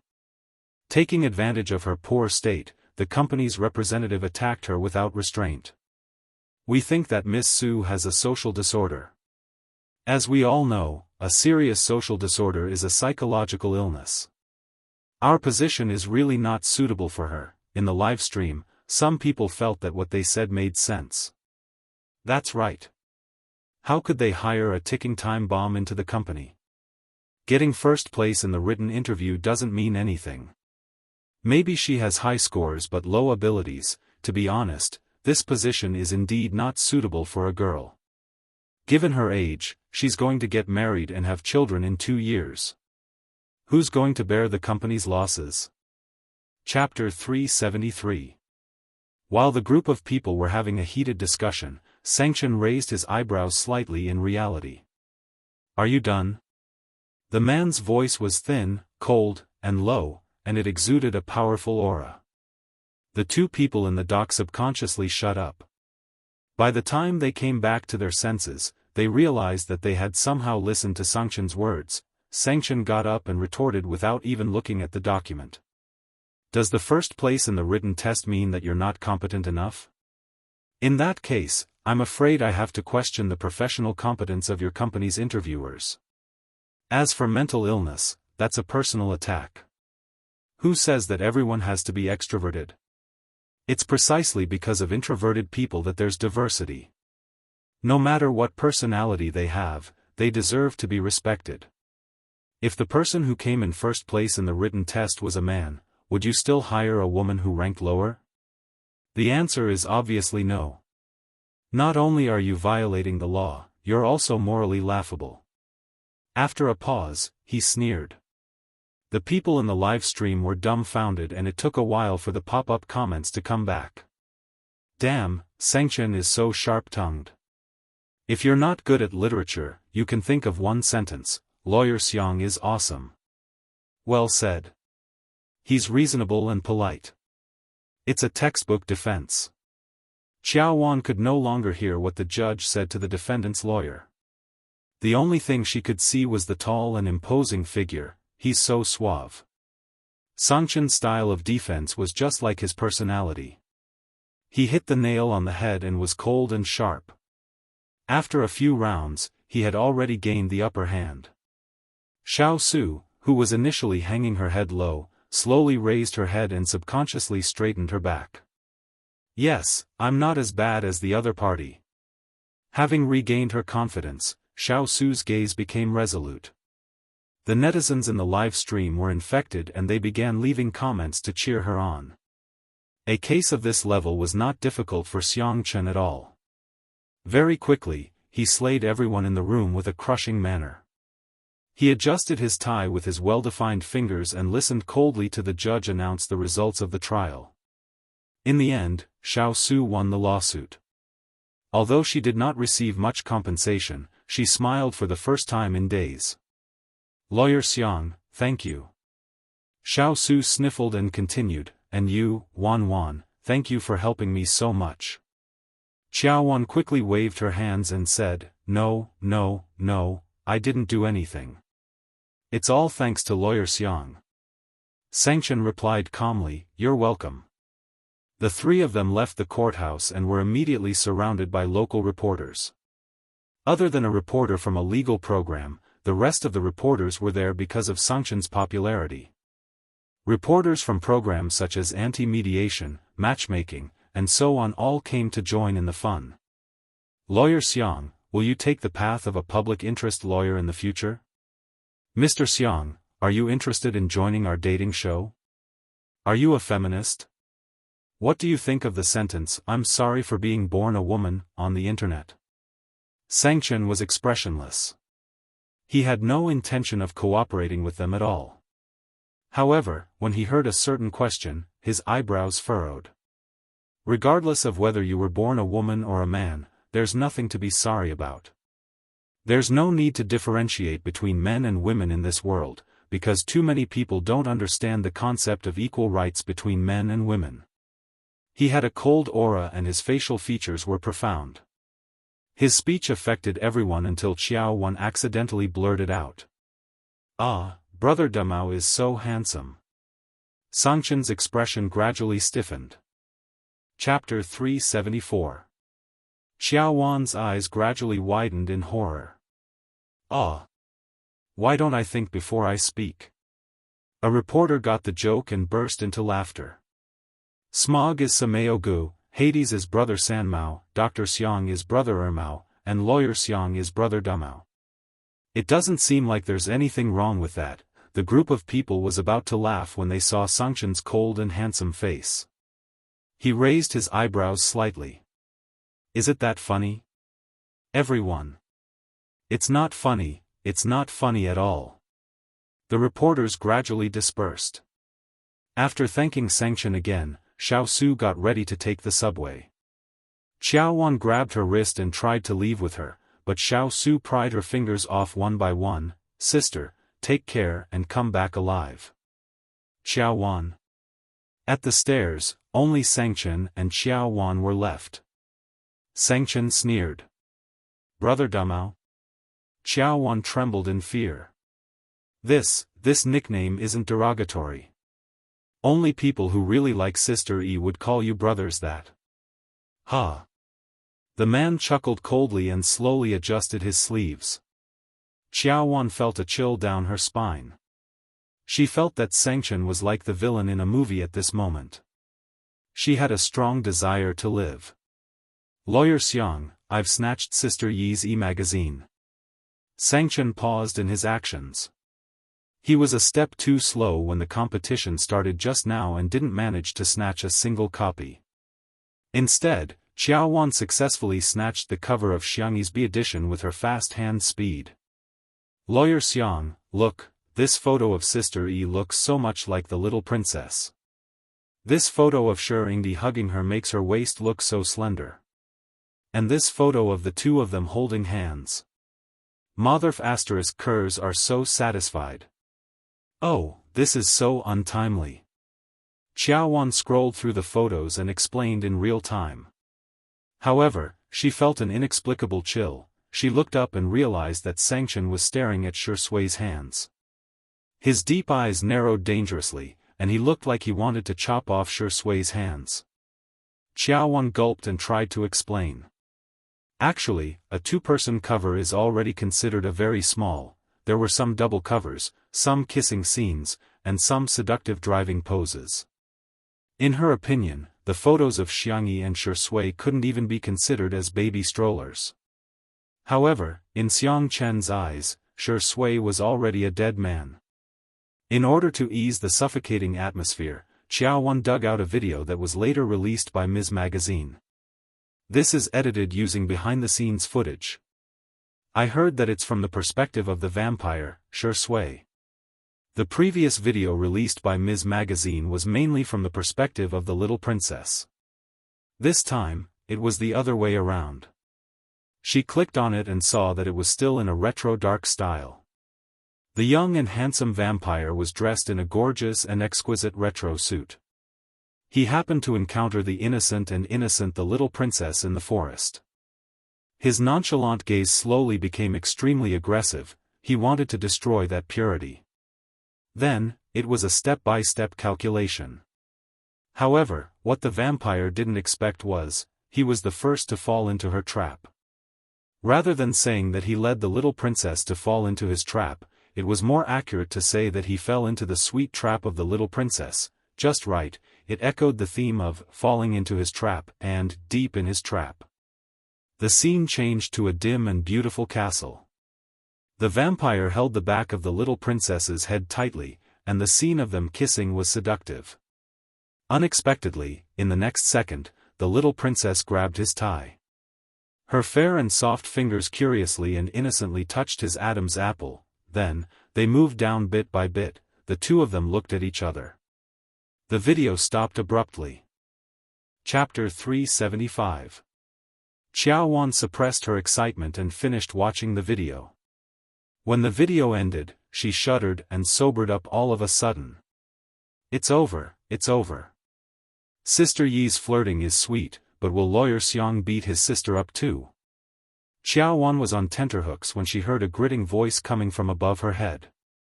My tutu has been led astray just like that.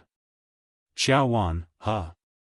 Instead of learning from the good, you're learning from the bad. Xiang Chen cracked his fingers and sneered. You're a dog. It was obvious who he was referring to. Xiaowan suddenly felt that Shi Sui was going to lose his leg. As soon as the Weibo post was posted, the comments section exploded. Oh my god, what kind of amazing editing is this? The little princess has fallen into depravity, but she's also a vampire immortal. Sisters, you like her so much. Damn, damn, damn. Shi Sui's gaze was so lustful when Sister Yi touched his Adam's apple in the last scene. If it weren't for the fact that they were filming, Shi Sui would have eaten braised tutu. Tutu is so adorable. Wouldn't it be more delicious if she was steamed in hot water? I miss Sister Yi's cold rabbit soup. When can Little Rabbit Farm come out with a similar dish? What kind of magic does Sister Yi have to make you guys change the topic like that? Xiangyi's flirting was treated as a trump card. And now, the trump card had worked. The third and fourth batch of links were still selling like hotcakes. Those who were close to the warehouse where the physical copies of the magazines were distributed quickly received the physical copies. The cover of Morning Star used a photo of Xiangyi tugging at Shi Sui's necktie. Their gazes met, and there was a clash of provocation and abstinence, as well as a clash of seduction and depravity. The atmosphere was full of storytelling. In the interview, other than the usual questions, there were also the two people's understanding of the story. Xiangyi, it's a very romantic story. I think both the little princess and the vampire are very lonely. They don't have any good friends, so they are attracted to each other. Although the shooting style uses dark elements, I think the vampire is very gentle. He didn't hurt anyone. Shi Sui, I think Sister Yi is right. It was more like redemption than depravity. On the surface, it was the vampire who had trapped the little princess. In fact, the little princess had also trapped the vampire. However, both parties were willing to do so. The little princess was like a star to him. The fans of the untimely couple were completely intoxicated by it. I don't care, I don't care. I've already replaced Sister Yi with Shi Sui Xingxing. Ha ha ha, I think Sister Yi's understanding is a fairy tale, while Shi Sui's understanding is a love story. I'm different. I can imagine the 100,000 word content that's not allowed to be described on QQ. Sob sob sob, don't spout nonsense. Xiang Yi is still a child, what if she sees this? By 7:00 in the evening, MS's Weibo post had been reposted more than 100,000 times and liked hundreds of thousands of times. In a sense, Untimely Couple had really stepped out of the entertainment circle and entered the public eye. The number of fans who were in favor of the couple also increased rapidly. Just as everyone was in harmony, a certain marketing account released a video titled "Interview with Xiangyi's Ex-Fiancé." Countless people were puzzled.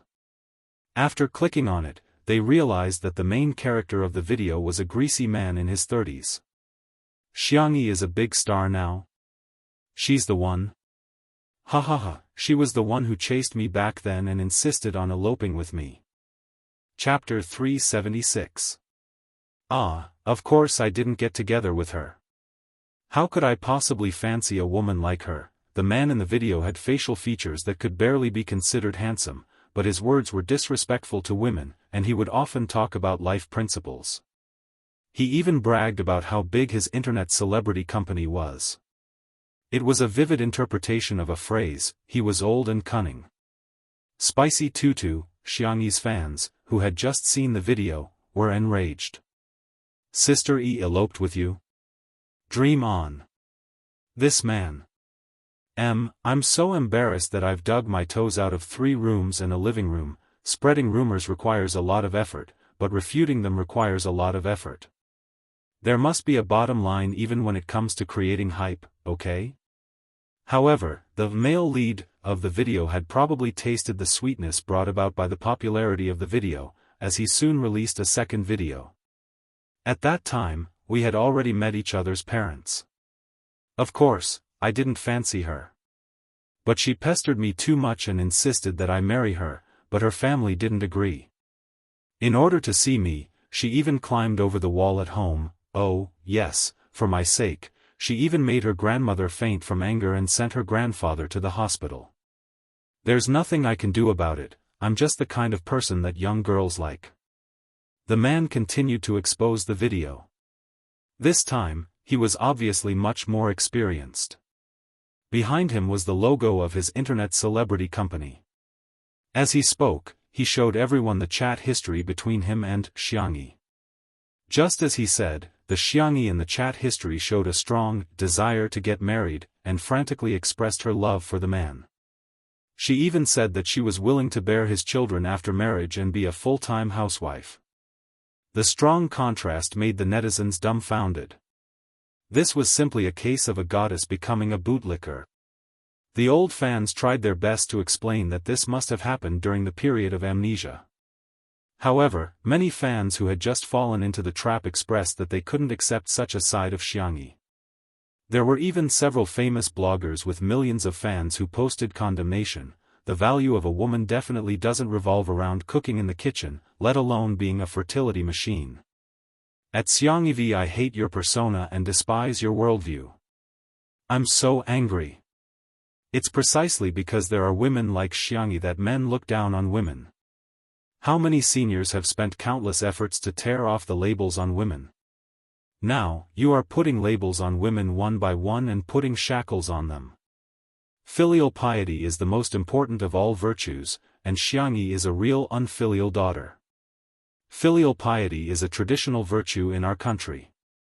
If celebrities can't do it, then wouldn't they be setting an example for their fans to be unfilial? I call for a boycott of Xiangxi. Boycott, 2 under 1 roof. Qin Wanyan spent a large sum of money to bribe those bloggers. When she saw countless netizens scolding Xiangxi, she instantly felt that her money was well spent. As for the man who broke the news, she was the one who first found a gossip media outlet and claimed that Xiangxi was not as innocent and naive as the netizens thought. On the contrary, she had a dark history of eloping. That gossip media outlet was like a fly that had smelled rotten meat as they found the informant. Coincidentally, the informant also wanted to ride on the hype. Hence, both parties hit it off and came up with a huge piece of news. Brother Xian, do you have Xiangxi's contact number? We can record a conversation between you and her. It'll definitely go viral, the person in charge of the gossip media outlet suggested. With a look of guilt in his eyes, Xian said stubbornly, her number has already been changed. What about her family? How many brothers, or grandparents? I'm taking a leave of absence. I'll make up for it tomorrow. Good night equals W, smiley face. Chapter 377. Xian said vaguely, her brothers are all very busy. Even if I call them, they might not answer me. In fact, he didn't even have the contact information of Sangchen and the others. There was actually nothing between Xian and Xiangxi. At that time, Xianxia was just eager to get rid of the Xiang family. After all, he was a man in his 30s and she couldn't hide her intentions from him at all. Besides, it wasn't that he didn't fancy Xianxia, but rather, the Xiang family didn't fancy him at all. However, Xianxia felt that it wouldn't be a big deal to make use of some dramatic plots. Anyway, the hype would bring about popularity. In just a short while, there were plenty of small internet celebrities who wanted to sign a contract with his company. What about Xiangxi's grandparents? They're doing a live broadcast. If you call them, the popularity will definitely be explosive, the person in charge of the gossip media said. They were not philanthropists. They were taking such a huge risk to expose the news for the sake of money. As for Xianxu's life, it was not within their scope of concern. Think about it. If your company becomes the top in the industry and produces an online celebrity, you'll be more impressive than an entertainment star. As Xianxu listened, he was tempted. I have her grandfather's number, but I can't guarantee that he will pick up. The person in charge was overjoyed. It's okay, it's okay. If he picks up, we'll write about it. If he doesn't, we'll write about it too. If he doesn't pick up, I'll write something like, Xiangxi's grandfather treats his granddaughter like dirt, abandons her like an old shoe, and doesn't care about her marriage at all. Xianxu said, okay then. A few minutes later, in the gazebo of the manor, Xiang Yin's cell phone rang. Good luck to you, good luck to you, good luck brings joy and love. The down-to-earth ringtone made the staff at the scene burst into laughter. In particular, Li Jianyu's goose-like laughter was very charming, causing the netizens in the live stream to criticize him. Xiang Yin's ringtone is so cute. Son, others are singing, but you're laughing.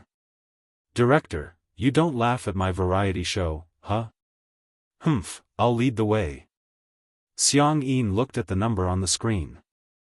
Although he was old, he had a photographic memory. He sneered and hung up the phone. Although Xiang Yin had a bad temper, he wouldn't hang up on others so rudely. Xiangxi asked curiously, Grandpa, what's the matter? Xiang Yin said, it's all because of that piece of dog skin rash that you provoked. Xiangxi, ? Madame Xiang frowned and asked, Xianxu? Who else could it be other than him? Upon hearing this unfamiliar name, Xiangxi, who was biting the tutu candy, was dumbfounded. Li Jianyu explained tactfully, Sister E is a man who claims to be your ex-fiancé. He's live streaming right now and he's calling your grandfather. It was obvious that he was trying to ride on her popularity. Two Under One Roof was currently a live broadcast program with a stable viewership of more than a few million people. It was extremely influential. Xianxu's move was too disgusting. He was obviously trying to ride on the popularity of Xiangxi and the show. While they were talking, Xianxu called again. Xiang Yin was furious. Why did you block his number? After pondering for a moment, Madame Xiang said, give me your cell phone. Xiang Yi's grandfather was puzzled, but out of the habit of loving his wife for many years, his hand reacted before his brain could as he handed the phone to her. Old Mrs. Xiang pressed the answer button and said gracefully and composedly, Mr. Xian, what can I do for you? Chapter 378. On the other end of the line, Xianxu didn't expect someone to pick up at all. He was flustered for a few seconds before pretending to be familiar with her. Hello, Grandma, I'm Xianxu. How have you and Grandpa been lately? Xiang Yin flew into a rage. This shameless bastard, how dare he mention that? If it weren't for him, would old Mrs. Xiang have fainted from anger? However, the netizens felt that this ex-fiancé was quite polite. Hence, there were even more comments directed at Xiangxi.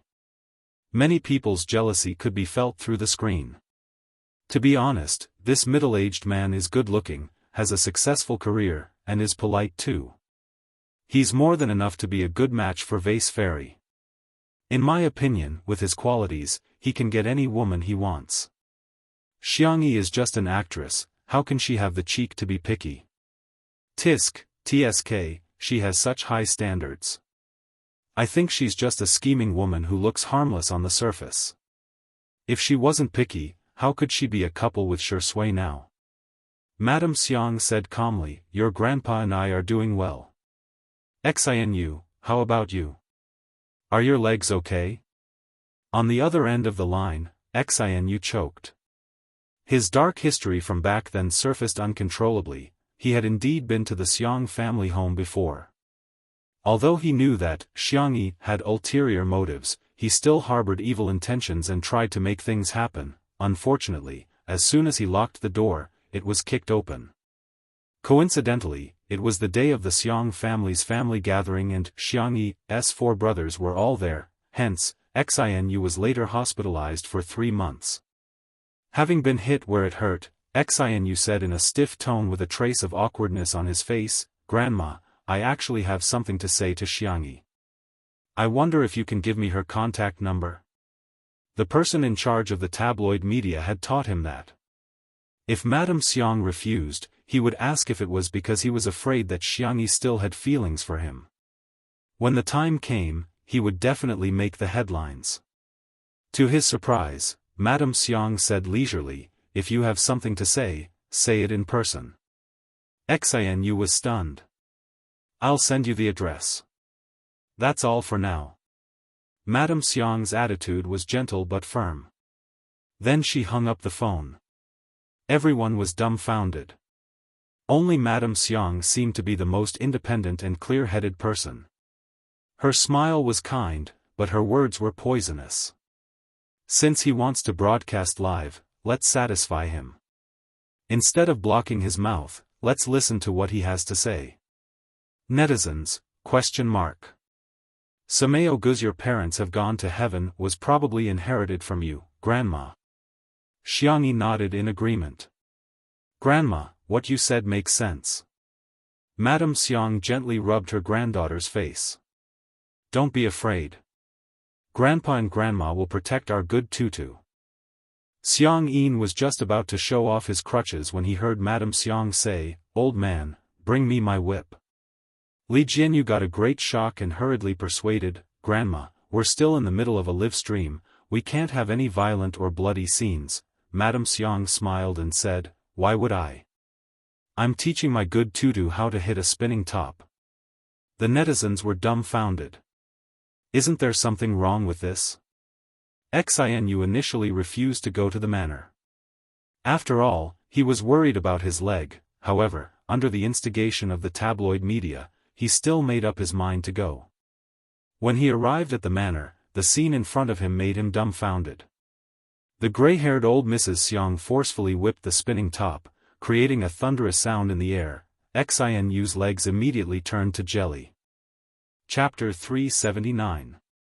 However, Madame Xiang even took the opportunity to explain to everyone elegantly while whipping the whip.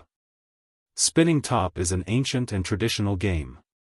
It's a good way to exercise for the elderly. The harder you hit the whip, the faster the spinning top. Glancing at Xinu who had rushed over, Madame Xiang said smilingly, there's another saying among the people, it's called, whipping the wretched. Xinu shuddered. The netizens were appalled. Spinning top, why did you hit me? Aggrieved. JPG, I suspect that Madame Xiang is hinting at Xinu.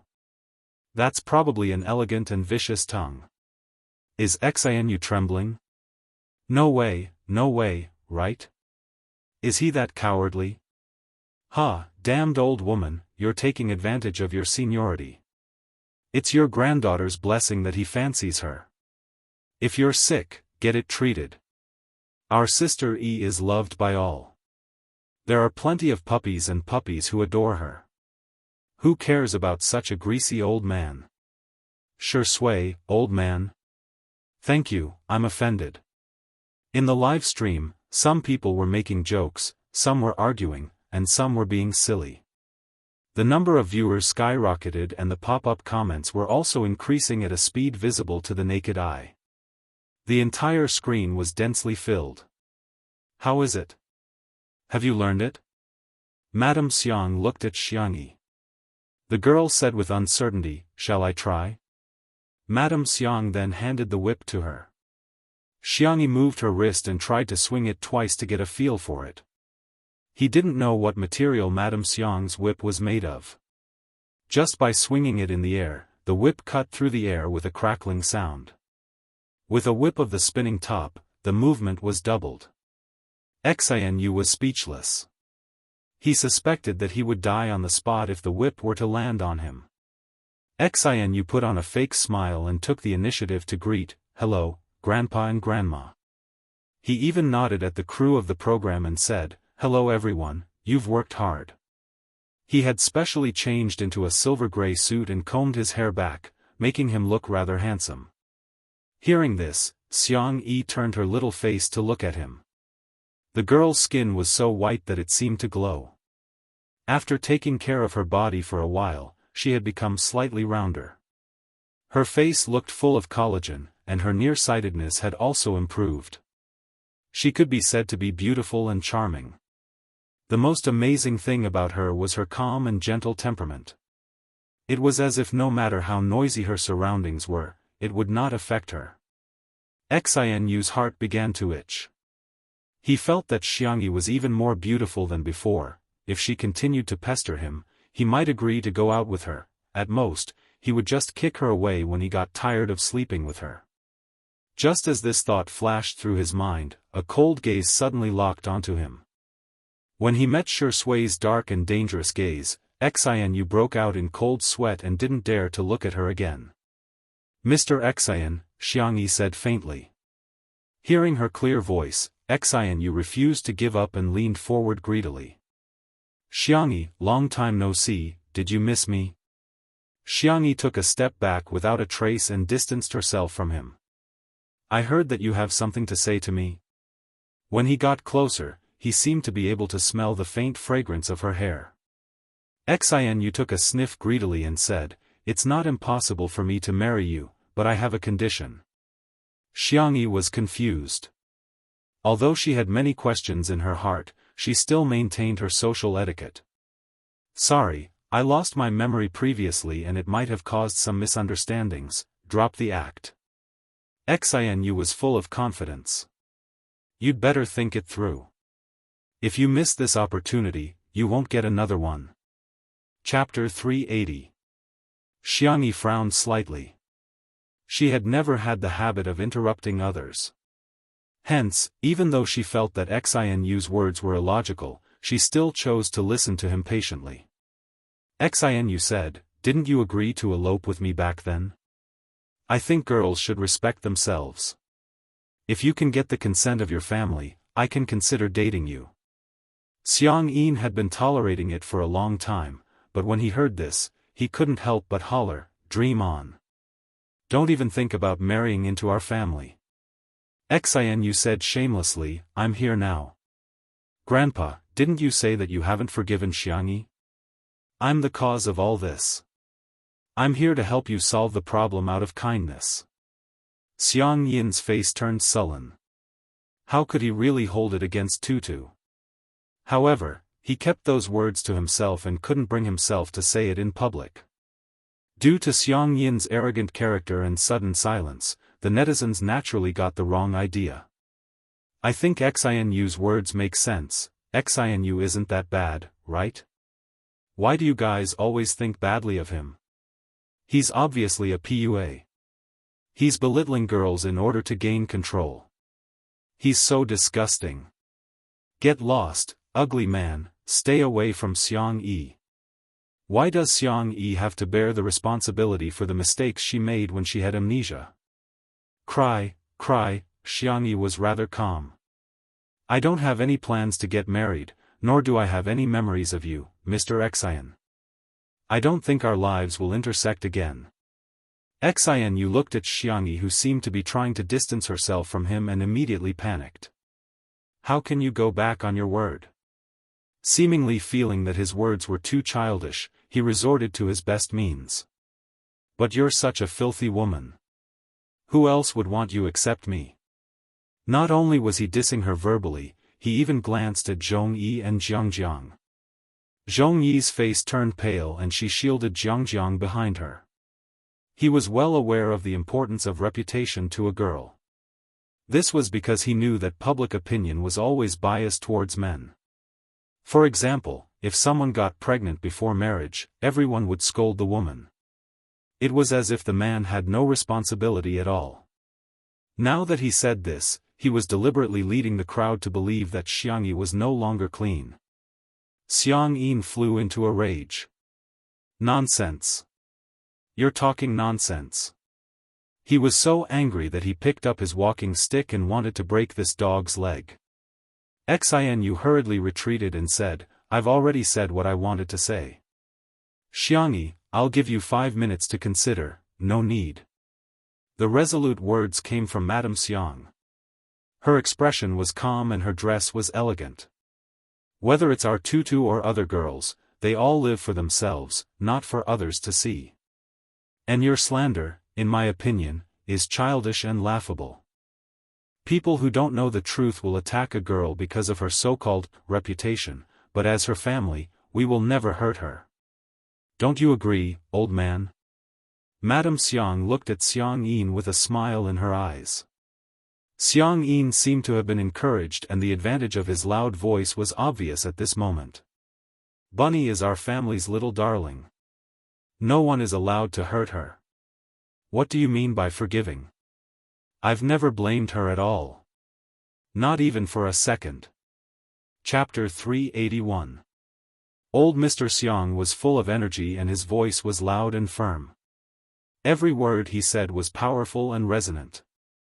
Zhong Yi, who was not far away, watched everything in shock. She was really envious of Xiangyi. Back then, when her family found out that she was pregnant with Jiang, their first reaction was to chase her out of the house for fear that she would ruin their reputation. However, they also asked her to give her parents and brother a considerable amount of living expenses every month on the grounds that it was her duty to do so. On the other hand, Xiangyi's family protected and supported her unconditionally. Even Xiang Yin, who was so arrogant and awkward, would make tutu candies for her. He would even give up his pride and protect her without hesitation. Xianyu still wanted to play the same trick again. Then, no one wants her, shut up. So what if no one wants her? It's not like our family can't afford to raise her. Xiang Yin retorted. Xiang Yi's heart was filled with emotions. She pinched her palms to calm her surging emotions. It turns out that Grandpa has never blamed me. Madame Xiang was much more sharp-tongued. Is the standard to judge a girl by what you call, no one wants her? Come on, the Qing dynasty died a long time ago and arranged marriages have long ended. Even an old woman like me knows that marriage is free in the new era. Don't tell me you don't even know that. Pretending to be surprised, old Mrs. Xiang covered her mouth and said, Ah, are you a fool? Or did your parents leave early? Xianyu's face immediately turned as red as a pig's liver. In the live stream, the spicy tutu fans were overjoyed. Grandpa Xiang and Grandma Zhu and dote on Sister Yi so much. Your parents left early equals you're an orphan. Thank you for Grandma's online lessons. Grandma's combat power is definitely on the SSR level. Xianyu is at most an arcade. Xianyu's gaze was erratic. He didn't expect Xiang Yin and Madame Xiang to be so difficult to deal with. They had clearly been hurt by Xiangyi at that time, so why did they still choose not to hold it against her? That was beyond Xianyu's understanding. Since he couldn't persuade his family, Xianyu wanted to continue pressuring Xiangyi. Didn't she want to break away from the Xiang family? Without him, how could she have succeeded? At the thought of this, Xianyu suddenly regained his confidence. He looked at Xiangyi affectionately and said, Actually, I don't look down on you that much. You do have some merits. Look, only he could see the good in Xiangyi. This method of belittling first and then praising later could be said to have worked well in the past. Young and naive girls like Xiangyi were the easiest to fool. The next second, Xiangyi flicked the whip expressionlessly, scaring Xianyu so much that he shrieked and almost jumped up. Excuse me, you're blocking my spinning top. XANU? The netizens were speechless. Everyone's attention then shifted to the whip in her hand, they shuddered at the same time. In the cold atmosphere, a low chuckle sounded. Sue's heart felt as if it had been brushed by a feather. Sister E, could you teach me? Shi Sui, who had been a bystander for a long time, opened her mouth slowly. Sure. After Xiangyi taught him a few words, Shi Sui took the whip. He had a high level of comprehension and was the type who could understand with just a little bit of guidance. After a few casual lashes, the spinning top spun even faster. The atmosphere in the live stream changed abruptly. The sense of immersion is too strong. I feel like Shi Sui is a villain who will resort to domestic violence. Other people who wield whips are men who harness horses. Why is this man so and so handsome?